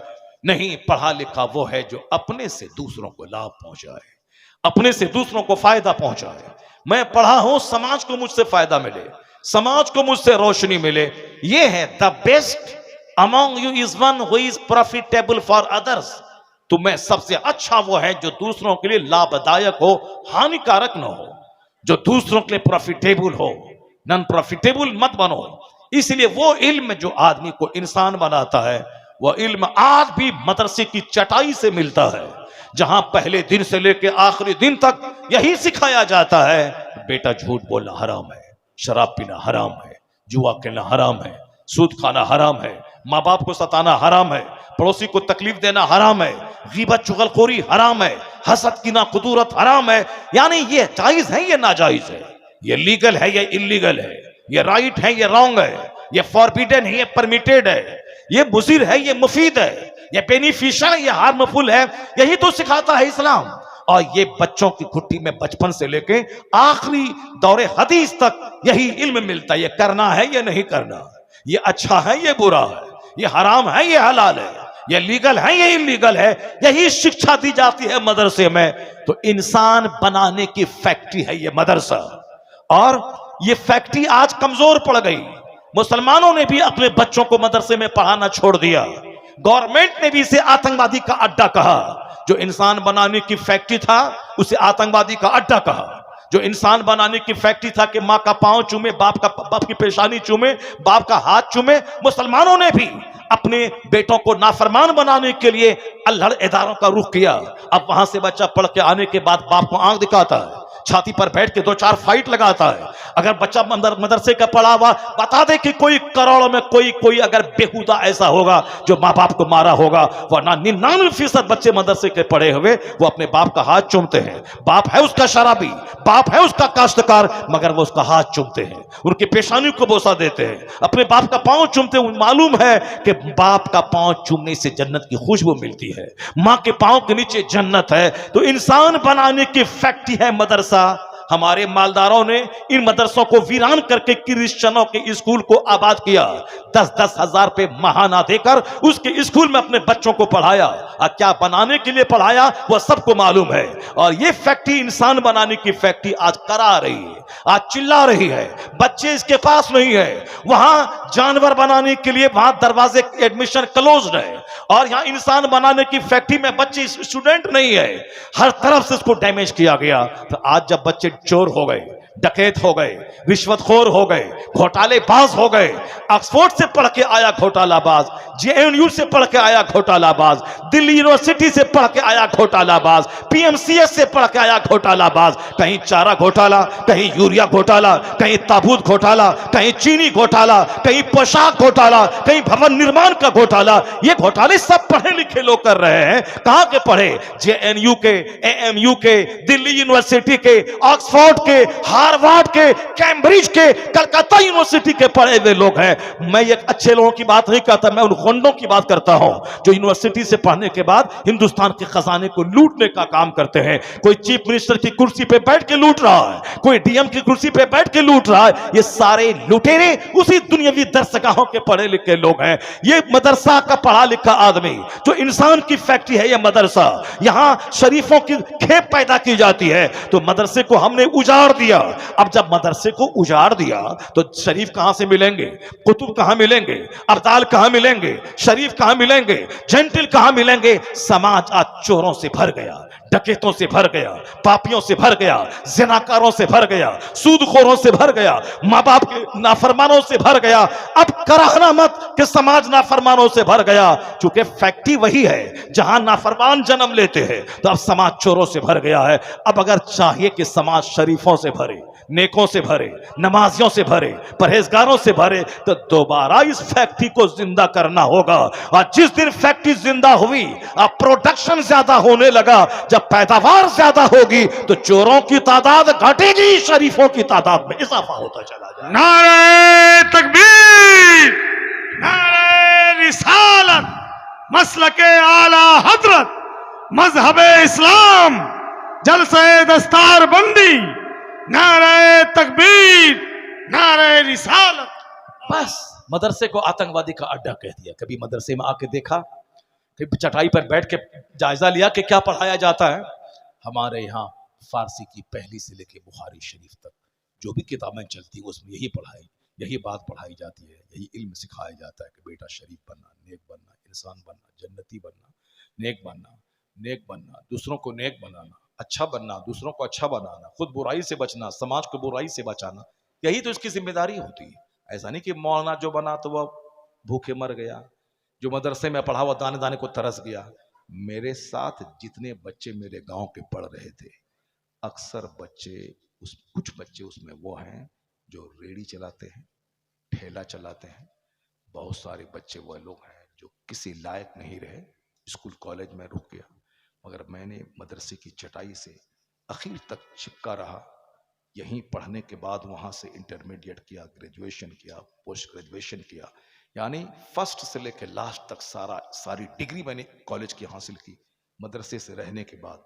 और मैं मौलवी हूँ आज, मगर अल्हम्दुलिल्लाह मेरी बात ठीक है, चलो सारे लोग तो इस तरह से नहीं कर पाते हैं, लेकिन हमारा एक मामूली मौलवी भाई जो मेरे गांव का था, वो भी पुख्ते का घर बना लिया, वो भी बाइक पे चल रहा है, इज्जत की जिंदगी गुजार रहा है। और जिसने मौलवी का मजाक उड़ा के अपने बेटों को स्कूल में भेजा, उनका बच्चा नोएडा सेक्टर 16 में रेडी चला रहा है। आलिमों की तौहीन जो करेगा कि मदरसा में पढ़ने से क्या मिलेगा, उसकी नस्ल में एक अच्छा आलिम कभी पैदा नहीं होगा। और अब जान लें कि अल्लाह जब सांप, छुछंदर, बंदर, शराबी, पापी सबको रोजी देता है, जो अल्लाह के दीन का काम करेगा क्या अल्लाह उसको भूखा रखेगा? नहीं रखेगा। वमन यतवक्कल अलल्लाहि फहुवा हस्बुह, जो अल्लाह पे भरोसा करता है अल्लाह उसके लिए काफी हो जाता है। और अल्लाह वहां से रोजी देता है जहां से बंदा सोच नहीं सकता है। जो अल्लाह के दीन का काम करता है। सरकार दो जहां सल्लल्लाहु अलैहि वसल्लम ने वादिये मिना में तकरीर करते हुए कहा था, आखिरी हज के मौके पर आका ने कहा था, जो अपने पीछे दुनिया का गम लगा लेता है, अल्लाह उसकी निगाहों के सामने गरीबी के दरवाजे खोल देता है। वह कमाता जाता है, भूखा होता चला जाता है, और करोड़ है तो अरब, अरब है तो खरब, खरब है तो संक, संक है तो महासंक। इसी में वो लगा रहता है। एक दुकान, दो दुकान, चार दुकान, पांच दुकान, 10 दुकान, ये मॉल, वो मैरिज हॉल। इसी भाग दौड़ में मौत आती है, बुरी मौत, मर के दुनिया से चला जाता है। सारे मॉल, सारी दुकानें रह गई। ये सब अपनी निगाहों के सामने से आप देख रहे हैं। हुजूर ने क्या फरमाया? जो अपने पीछे सिर्फ दुनिया का गम लगा लेता है, अल्लाह ताला उसकी निगाहों के सामने गरीबी के दरवाजे खोल देता है, मुफलिसी के दरवाजे खोल देता है। प्यास लगी, एक गिलास पानी कोई पी लिया तो प्यास बुझ गई, और किसी को प्यास लगी, एक बाल्टी पानी पिया, प्यास नहीं बुझी। इसका मतलब है कि यह प्यास अजाब है। ये बाल्टी पानी पी गया, प्यास नहीं बुझी, और करता पेट फट गया। और यहां एक गिलास पिया, आसूदगी हो गई, प्यास बुझ गई। ये एक गिलास पानी जो आदमी की प्यास बुझा दे, वो 1 टन पानी से बेहतर है जो प्यास ना बुझा सके। थोड़ी सी कमाई जो आदमी को सेटिस्फाइड कर दे, जो आदमी को इत्मीनान कल्ब दे दे, जो आदमी को सब्र और कनात दे दे, ये थोड़ी सी कमाई उस खरबों से बेहतर है जो खरब कमाने के बाद आदमी को लालची और हरीस बना दे कि कमाता जाए, उसकी भूख बढ़ती चली जाए। इसलिए हुजूर ने कहा था, जो अपने पीछे दुनिया का गम लगा लेता है, अल्लाह उसकी निगाहों के सामने मुफलिसी के दरवाजे खोल देता है। और जो अपने पीछे दीन का गम लगा लेता है, अल्लाह तबारक व तआला उसकी रोजी का कफील और जिम्मेदार हो जाता है। अल्लाह ताला वहां से रोजी देता है जहां से बंदा सोच नहीं सकता। दीन का गम लगा, जन्नत का गम लगा ले, आखिरत का गम लगा ले, नमाज पंजगाना का गम लगा ले, अपने पीछे दीन का गम लगा ले। देखें अल्लाह ताला किस तरह गैब से मदद करता है। आज बहुत सारे लोगों को घमंड था कि मैं मंत्री हूं, मैं ही हवाई जहाज पे सफर करता हूं। दीन की बातें बोलने वालों को अल्लाह ने वो इस दौरे जदीद में सहूलियात बख्शी। एक मंत्री क्या उतने फ्लाइट से चलता होगा जितना दिन की खिदमत करने वाला, हदीस कुरान की बात करने वाला उस फ्लाइट से चलता है। इसलिए इरादा नेक हो, अल्लाह का डर दिल में हो, तो फिर दुनिया में भी अल्लाह इज्जतें देता है, मरने के बाद अल्लाह जन्नत देता है। जो खालिस पक्का दुनियादार जोकर बन के, बेनमाजी बनकर, हरामखोर बनकर, शराबी अय्याश बन के चाहता है कि मैं आराम से जिंदगी गुजारूं, नहीं होगा ऐसा। अल्लाह ने इत्मीनान कल्ब याद इलाही में रखा है। अल्लाह ने इत्मीनान कल्ब सब्र और कनात में रखा है। अल्लाह ने सच्ची राहत मुस्तफा की गुलामी में रखा है। फिल्म के एक्टर की गुलामी करने वाला वह कभी सुकून और चैन की जिंदगी नहीं गुजार पाएगा। मरने के बाद जहन्नम की आग तो उसके लिए तैयार है। इसलिए एक कौम मुस्लिम जब फिल्म के एक्टर मर रहे हैं, जब क्रिकेटर मर रहे हैं, बुरी मौत मर रहे हैं, अरबों कमाने के बाद जलील होके मर रहे हैं, अब तो कम से कम सचेत हो जा, अकलमंद हो जा कि फिल्म में जिसकी पैरवी मैं कर रहा हूं वो जहर खा के मर रहा है। जब उसको खुशी नहीं है तो हमें उसकी नकल करने वाले को क्या खुशी मिलेगी, क्या इंजॉय होगा? इंजॉय फिल्म के एक्टर के डांस की नकल में नहीं है, असल में इंजॉय तो मुस्तफा की सुन्नतों की पैरवी में। अगर चाहता है कि बीवी फरमाबरदार रहे, अगर चाहता है कि बच्चे वफादार रहें, अगर चाहता है कि मुसीबतों पे सब्र का जज्बा मिले, अगर चाहता है कि गरीबी में भी यकीन और एतमाद मजरू नहीं होने पाए, तो मुस्तफा को अपना रहनुमा मान ले, मुस्तफा की पैरवी कर। मिट्टी की दीवार में अल्लाह वो राहत देगा जो बादशाहों के महल में नहीं अता फरमाता। अल्लाह तबारक व तआला हमको और आपको सबों को दीनदार और नेक बनने की तौफीक अता फरमाए। आप लोग जब बातें कर रहे हैं तो हम तकरीर समेट लेते हैं। 1.25 घंटे की तकरीर हमारी हो गई। जो टॉपिक मैंने लिया था वो टॉपिक मैंने अभी टच नहीं किया है। मैंने सोचा था कि मैं उस तकरीर को मैं टच करूंगा। आज कुरान करीम की 2-4 इबरत अंगेज कहानी आपके सामने सुनाऊंगा। Undoubtedly in these stories are tokens for those who keep sense. इन कुरान पाक की कहानियों में, किस्सों में अक्लमंदों की आंख खुलती है, आदमी का सीना रोशन होता है। चलिए, मैंने जो कुछ भी कहा आपसे इस 1.25 घंटे के अंदर में 1 मिनट भी मैंने आपका बर्बाद नहीं किया। मैंने हर जुमले रोशनी देने वाले जुमले मैंने कहे हैं। अक्लमंदों के लिए इशारा काफ़ी है। दुनिया की भी आखिरत की भी सारी बातें मैंने आपके सामने की है। मेरी माँ बहन बेटियां, इतना जान लें कि आप बाजार की रौनक बनने के लिए नहीं पैदा हुए। इतना जान लें कि आप जींस टी शर्ट पहन के समाज को ज़िना की दावत देने के लिए आप नहीं पैदा हुई हैं। आपको अल्लाह ने पैदा किया है, आपके महर की रकम मर्द के जिम्मे दिया है कि महर की रकम मर्द देगा, आपकी रोटी का इंतजाम मर्द करेगा, आपके कपड़े का इंतजाम मर्द करेगा। मर्द के निकाह में जब आप आती हैं तो क्या कहा जाता है, इतने महर के बदले इलावे नानो नफका के रोटी आपकी शौहर के जिम्मे वाजिब है, आपका कपड़ा शौहर के जिम्मे वाजिब है।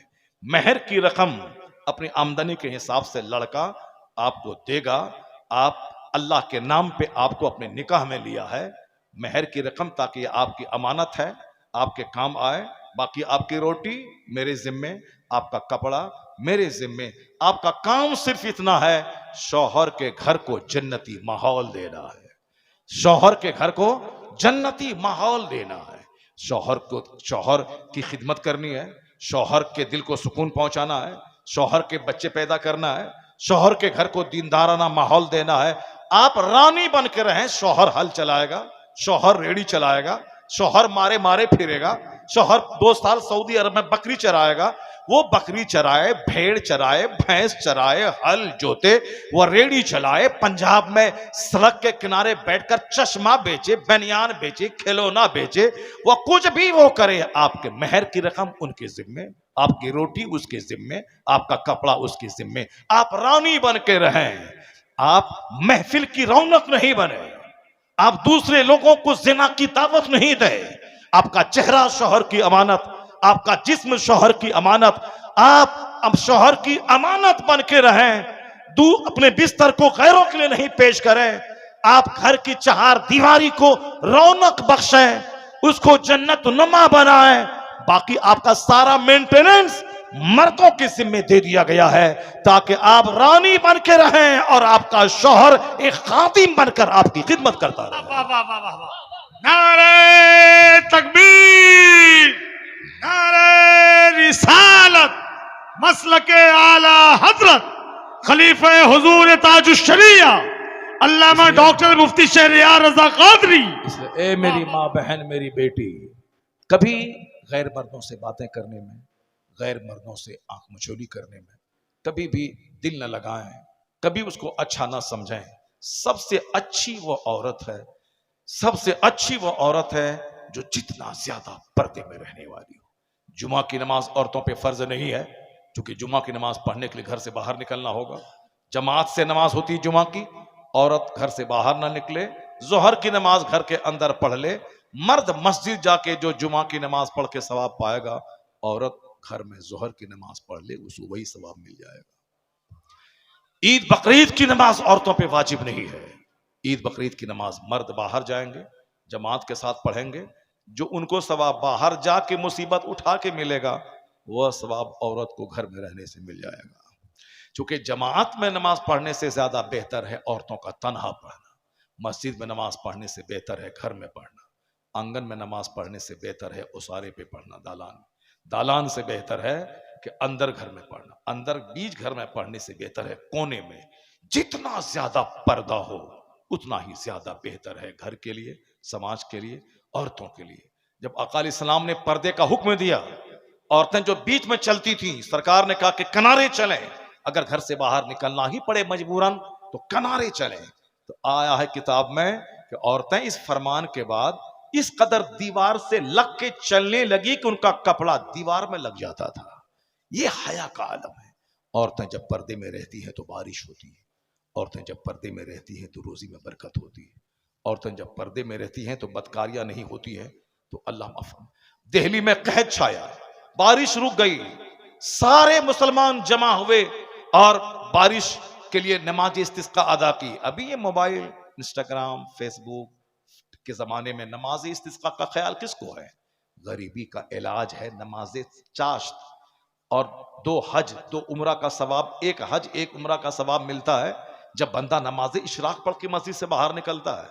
दूसरों के सामने भीख मांगते हैं कि पैसा दीजिए, मदीने में खर्चा करेंगे। और यहां हुजूर फरमाते हैं जो फजर की नमाज बाजमात मस्जिद में पढ़े और वहां ठहरा रहे सूरज निकलने के बाद, 2 रकत नमाज इशराक पढ़ के मस्जिद से बाहर निकले, एक हज एक उम्रा का सवाब लेके मस्जिद से बाहर निकले। ये काम करना नहीं है और दूसरों से कहना है कि पैसा दीजिए हम उम्रा के लिए जाएंगे। नमाज फर्ज आजम है, जो फर्ज है वो अदा नहीं करना है, और जो फर्ज नहीं है उसके लिए मांगना है और लालायित रहना है कि हमको सब नमाजी हमको उम्रा करवा दे। क्यों उम्रा करवा दे? खुद ही को कर बुलंद इतना कि हर तकदीर से पहले खुदा बंदे से खुद पूछे, बता तेरी रजा क्या है। इतना बुलंद कर ले अपने आप को मस्जिद में, यहां आंख बंद कर मदीने का दीदार हो जाए। सरकार आला हजरत रदी अल्लाह ताला अन्हु की सवाने उम्री में एक चैप्टर आया है कि आपका एक खलीफा आलिम दीन देखा कि आप हुजरे में हैं, फिर उसके बाद पर्दे से देखा, झांक के तो देखा अंदर में आप नहीं, फिर उसके बाद देखा आप उसी हुजरे से बाहर आए, परेशान हो गए। कहा पांव पकड़कर हुजूर बताना होगा आज यह राज क्या है। मैंने आपको कमरे में देखा, फिर मैंने नहीं देखा, फिर मैंने उसी कमरे से बाहर निकलते हुए आपको देखा। दिमाग मेरा खराब हो रहा है हुजूर, मैं आप बताएं कि आखिर ये क्या चीज है, मैं पागल हो रहा हूं, समझाएं ये राज क्या है। आपने कहा कि बस आम खाइए पत्ते मत गिनिए। कहा हुजूर वो सब दुरुस्त है, लेकिन बताइए कि ये क्या माजरा है। पाँव नहीं छोड़ूंगा, क्योंकि वो बहुत बड़े आलिम थे, आपके चहेते मुरीद और खलीफा थे। आला हजरत ने उनको कहा अल्हम्दुलिल्लाह, अल्लाह के फजल से इसी कमरे से हर जुमा की रात को मैं यहां से मदीने मुनव्वरा जाता हूं।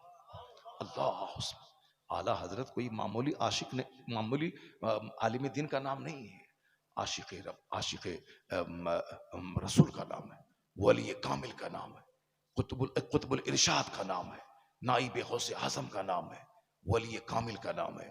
ये शरीर किस्म के लोग ऑल फॉल बकते हैं, रजा खानी तो ये तो वो फला। एक बदतमीज है, वो हमको बोलता है कि सड़ा हुआ रजा खानी है, माज़अल्लाह, हजार बार माज़अल्लाह। वह खुद बदतमीज है, धुतकारा हुआ है, रांदे दरगाह है। आला हजरत जैसे आशिक रसूल, नाइब गौसे आजम, आज भी उनकी किताबों को पढ़ने के बाद दिल रोशन होता है, करोड़ों आदमी का ईमान महफूज होता है। मगर वो बंदा आला हजरत को गाली देता है, उनके खिलाफ बोलता है। आला हजरत फाजिल बरेलवी रज़ी अल्लाह तआला अन्हु एक सूखा आलिम नहीं थे, नाइब गौसे आजम थे, कुतुबुल इरशाद थे, शेखुल इस्लाम वल मुस्लिमीन थे।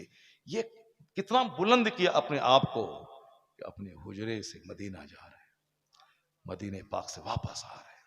आला हजरत का बेटा मुफ्ती आजम हिंद रज़ी अल्लाह तआला अन्हु बरेली का ही एक नवाब राहत जान थे। वो उनकी तमन्ना थी कि जो गौसे पाक का इस वक्त दुनिया में नाइब है, मैं उससे मुरीद हूंगा।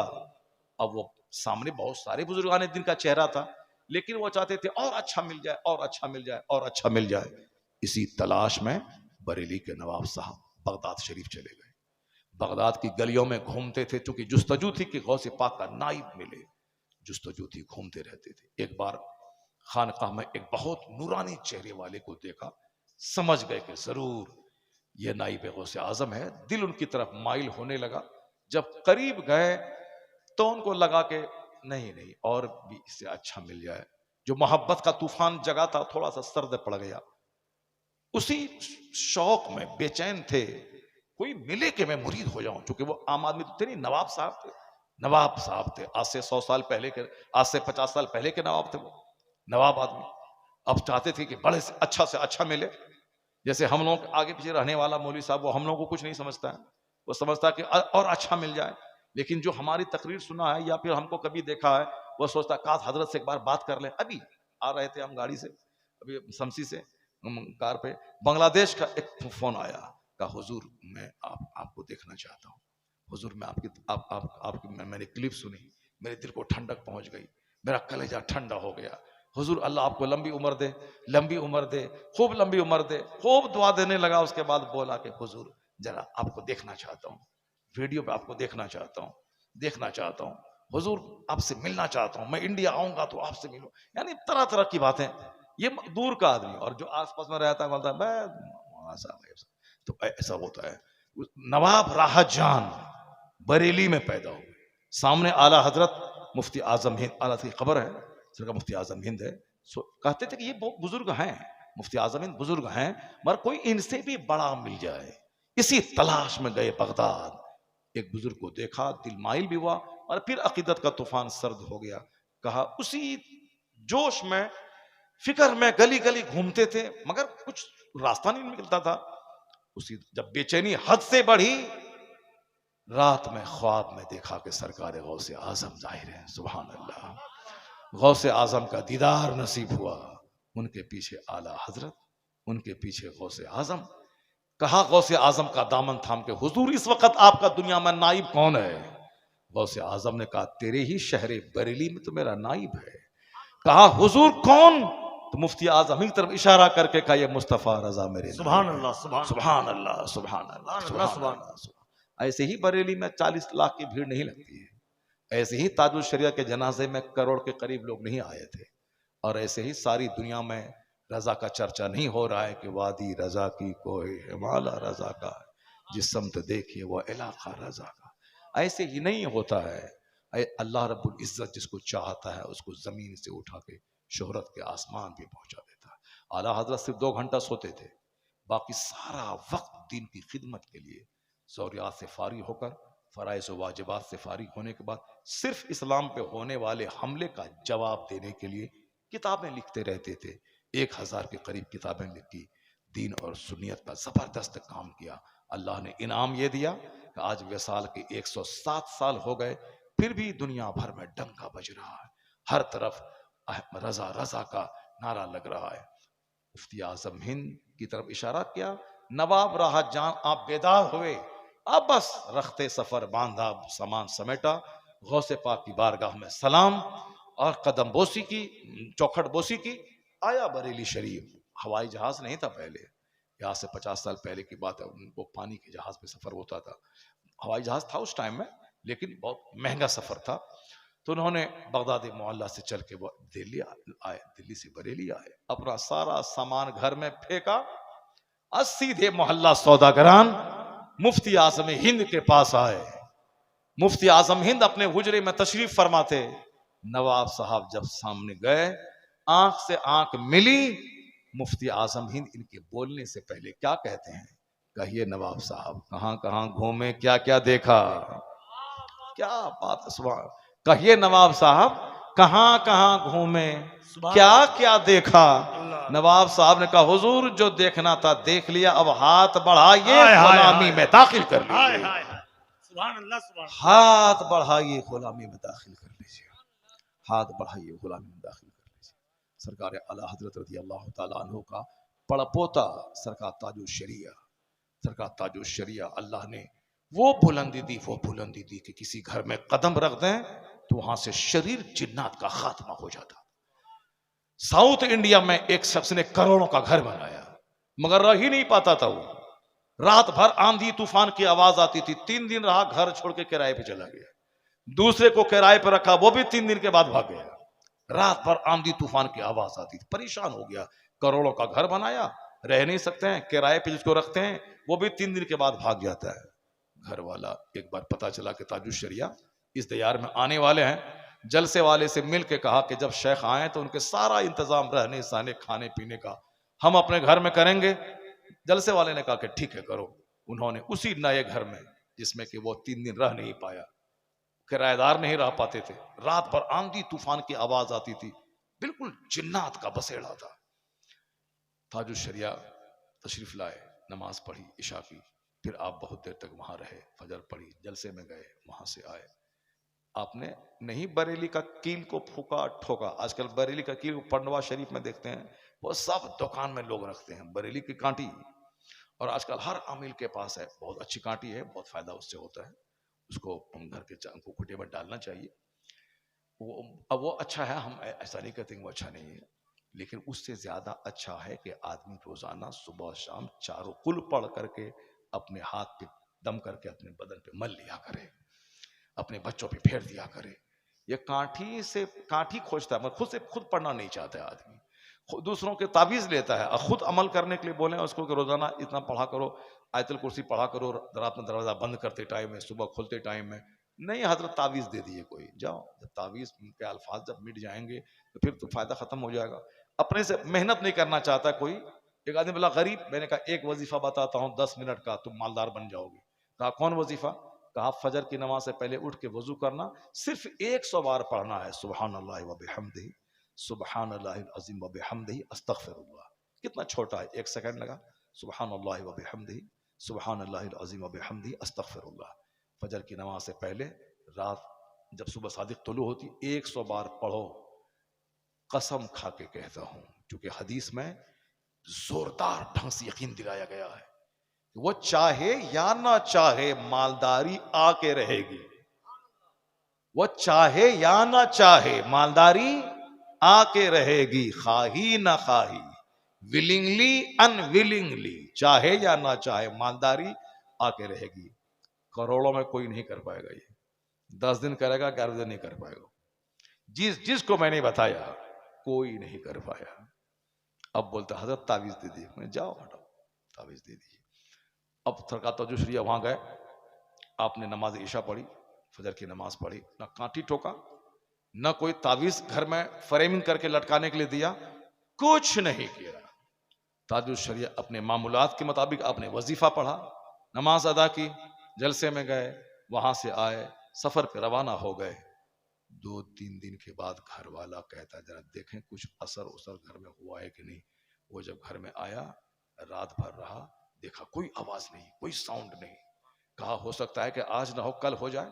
फिर दूसरे दिन रहा, फिर देखा कोई साउंड, कोई आवाज नहीं।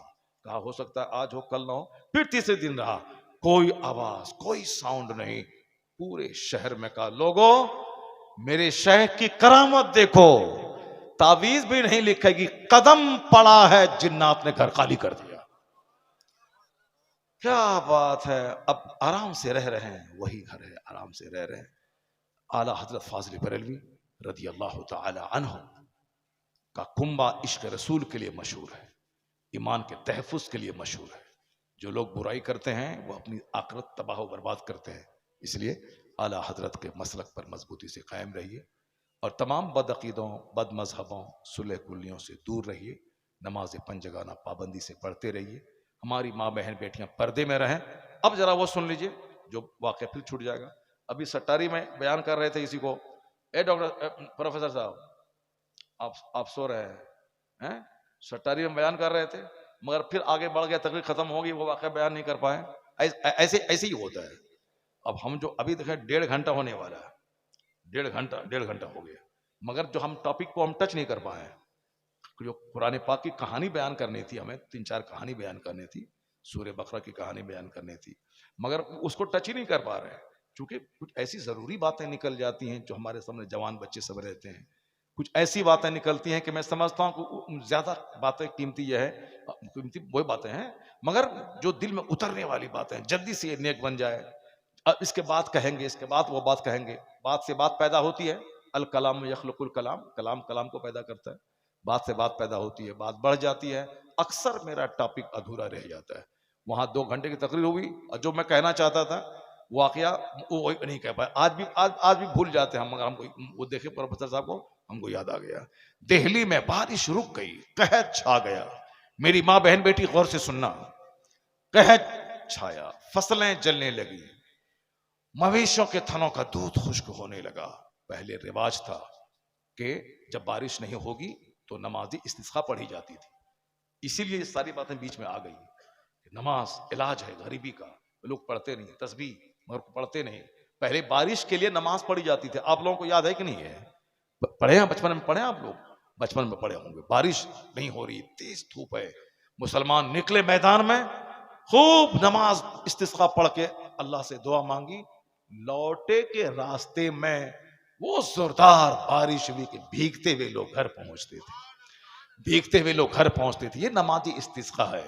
बचपन में हम लोग सुनते थे, और लोग आजकल सोशल मीडिया गर्दन तक खाने की वजह से, चलो इस बार बारिश नहीं हुई, कोई हरज की बात नहीं है। इतना हैट्रिक टन गेहूं गवर्नमेंट के खजाने में है, सारे लोग खा लेंगे। बस इसी इंतजार में अपने काम से फुर्सत नहीं, नमाज कौन पढ़ेगा? जरा गौर से सुनिए। दिल्ली के लोग निकले सड़कों पे हजारों की तादाद में, नमाज अदा की मगर बारिश नहीं हुई।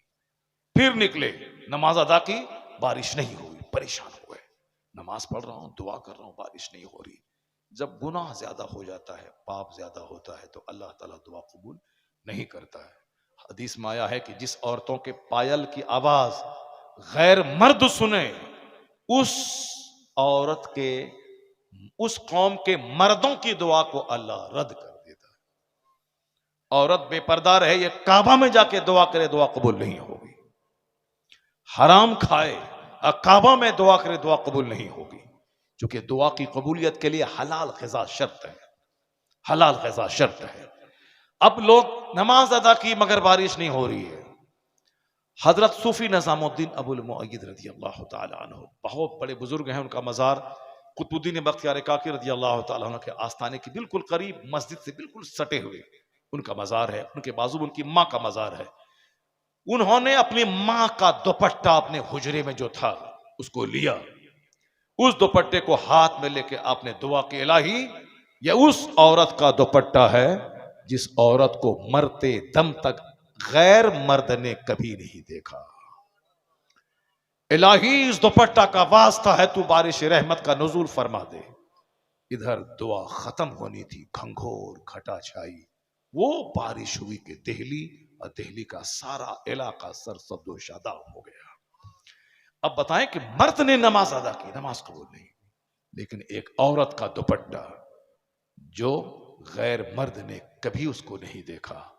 किस कदर औरत के पर्दे में बरकत है, किस कदर औरतों के घर में रहने में बरकत है। एक मौलवी साहब बोला हमसे, हम उसके कायल नहीं है कि औरत घर में रहे, हम निकाब पहन के घर से बाहर निकले, ये निकाब पहन के बाहर जाए। मैंने कहा हाँ, जरूरतन तो निकाब पहन के जाएगी, मोटी चादर ओढ़ने का मसला है। वह निकाब वो नहीं कि निकाब पहने पूरा स्ट्रक्चर बदन से नजर आए, स्टॉल ओढ़ ले। ये स्टॉल ये भी फैशन का हिस्सा है। असल में है मोटी बड़ी चादर, मोटी बड़ी चादर जो सर से लेके पैर तक पूरे बदन को ढांप ले। ये स्टॉल वाला जो मामला है, या स्टॉल यहां तक है और पूरा बदन का हिस्सा दिखाई पड़ता है निकाब के बाहर से। ये स्टॉल नहीं, मोटी चादर जो सर से लेके पांव तक पूरे बदन को ढांप लेके, तो किसी बदन का कोई स्ट्रक्चर दिखाई न पड़े। कुरान शरीफ में भी यही आया है कि चादर डाले, और ये मगर आजकल वो फैशन में सब कुछ चल रहा है, अब निकाब भी है और फैशन चल रहा है। अब जरा गौर करें कि जिस औरत का चेहरा अजनबी मर्द देख ले, जो औरत गैर मर्दों से बात करे, जो औरत सड़कों पे चले, वो मौलवी साहब क्या कर रहा था, नहीं निकाब पहने स्कूल कॉलेज जाएगी, हम उसके पक्ष में हैं, मदर स्कूल कॉलेज जाए, निकाब में जाए। मैंने कहा ठीक है, जिस स्कूल कॉलेज में औरतें पढ़ाने वाली हों और लड़की पर्दे में वहां जाए, कोई गैर मर्द न दिखे, तो हम भी उसके मुखालिफ नहीं हैं। लेकिन कहा कि नहीं वो जाएगी, दुनिया मोड़ जाए। हमने कहा कुरान शरीफ में आया है, वह करना फी बुयूतिकुन्ना वला तबर्रजना तबर्रुजल जाहिलिया। अल्लाह ने क्या कहा, ए औरतों तुम घरों में ठहरी रहो, दौरे जाहिलियत के कि आवारा औरतों की तरह आवारा मत फिरा करो। तो तुमने तो खूब औरतों को मेडिकल कॉलेज, इंजीनियरिंग कॉलेज में दिखलाया, रिजल्ट क्या निकला? रिजल्ट निकला कि एसपी, डीएम, इंजीनियर, प्रोफेसर तो कम बनी, इस्मत फरोशी का माहौल ऐसा बना कि लव के नाम पे इज्जत और आबरू तबाह होने लगी। स्कूल में, कोचिंग सेंटर में, गांव घर में, वो हांडी धोने वाली, बहारे शरीयत पढ़ने वाली खातून, पर्दे में रहने वाली, उसकी इज्जत तो सेफ रही। ये स्कूल में क्या पढ़ी, साइकिल से जाने के बाद, आने के बाद बस love letter, mobile, smart mobile, तो वो साहब पढ़ने के बहाने डॉक्टर तो नहीं बनी, इस्मत फरोश बन गई। कुछ नहीं भलाई है अल्लाह का कानून तोड़ने में। मुस्तफा का कानून तोड़ के जो बंदा अपनी अक्ल घुसेड़ के चाहेगा कि हम डेवलप कर लें, नहीं होगी तरक्की। आज अमेरिका से लेके हिंदुस्तान तक हर एक मिनट पे रेप का केस दर्ज हो रहा है, यह होता रहेगा। नेचुरल सिस्टम से बगावत जो भी करेगा यह होता रहेगा, चूंकि सारा अमन, सारा सुकून, सारा चैन, सारी बरकतें, सारी भलाइयां, सारी तरक्कियां मुस्तफा की पैरवी में है। मुस्तफा की मुखालफत में कोई भलाई नहीं है। खिलाफे पैगंबर कसे रह गुजीद कि हरगिज बमंजिल न खाद रसीद। मुस्तफा के खिलाफ जो चलेगा कभी मंजिल मकसूद पर नहीं पहुंचेगा। आज दुनिया में जो बेचैनी की आग लगी है, इस आग को बुझाने का एक तरीका है। डॉक्टर बर्नार्ड शॉ ने कभी कहा था, he must be called the savior of humanity. If a man like him were to assume the dictatorship of the modern world, he must succeed in solving its problems. मेरे बच्चे तो कहे कौन चलेगा उस मसले पर, इस जमाने में कौन चलेगा? बर्नार्ड शॉ, यूरोप का हाईली क्वालिफाइड आदमी, जिसकी किताब दुनिया की हजारों दरसगाहों में चलती हैं, उसने क्या कहा? इस्लाम के पैगंबर मानवता के रक्षक कहे जाने के काबिल है. If a man like him were to assume the dictatorship of the modern world, he must succeed in solving its problems. क्या कहा?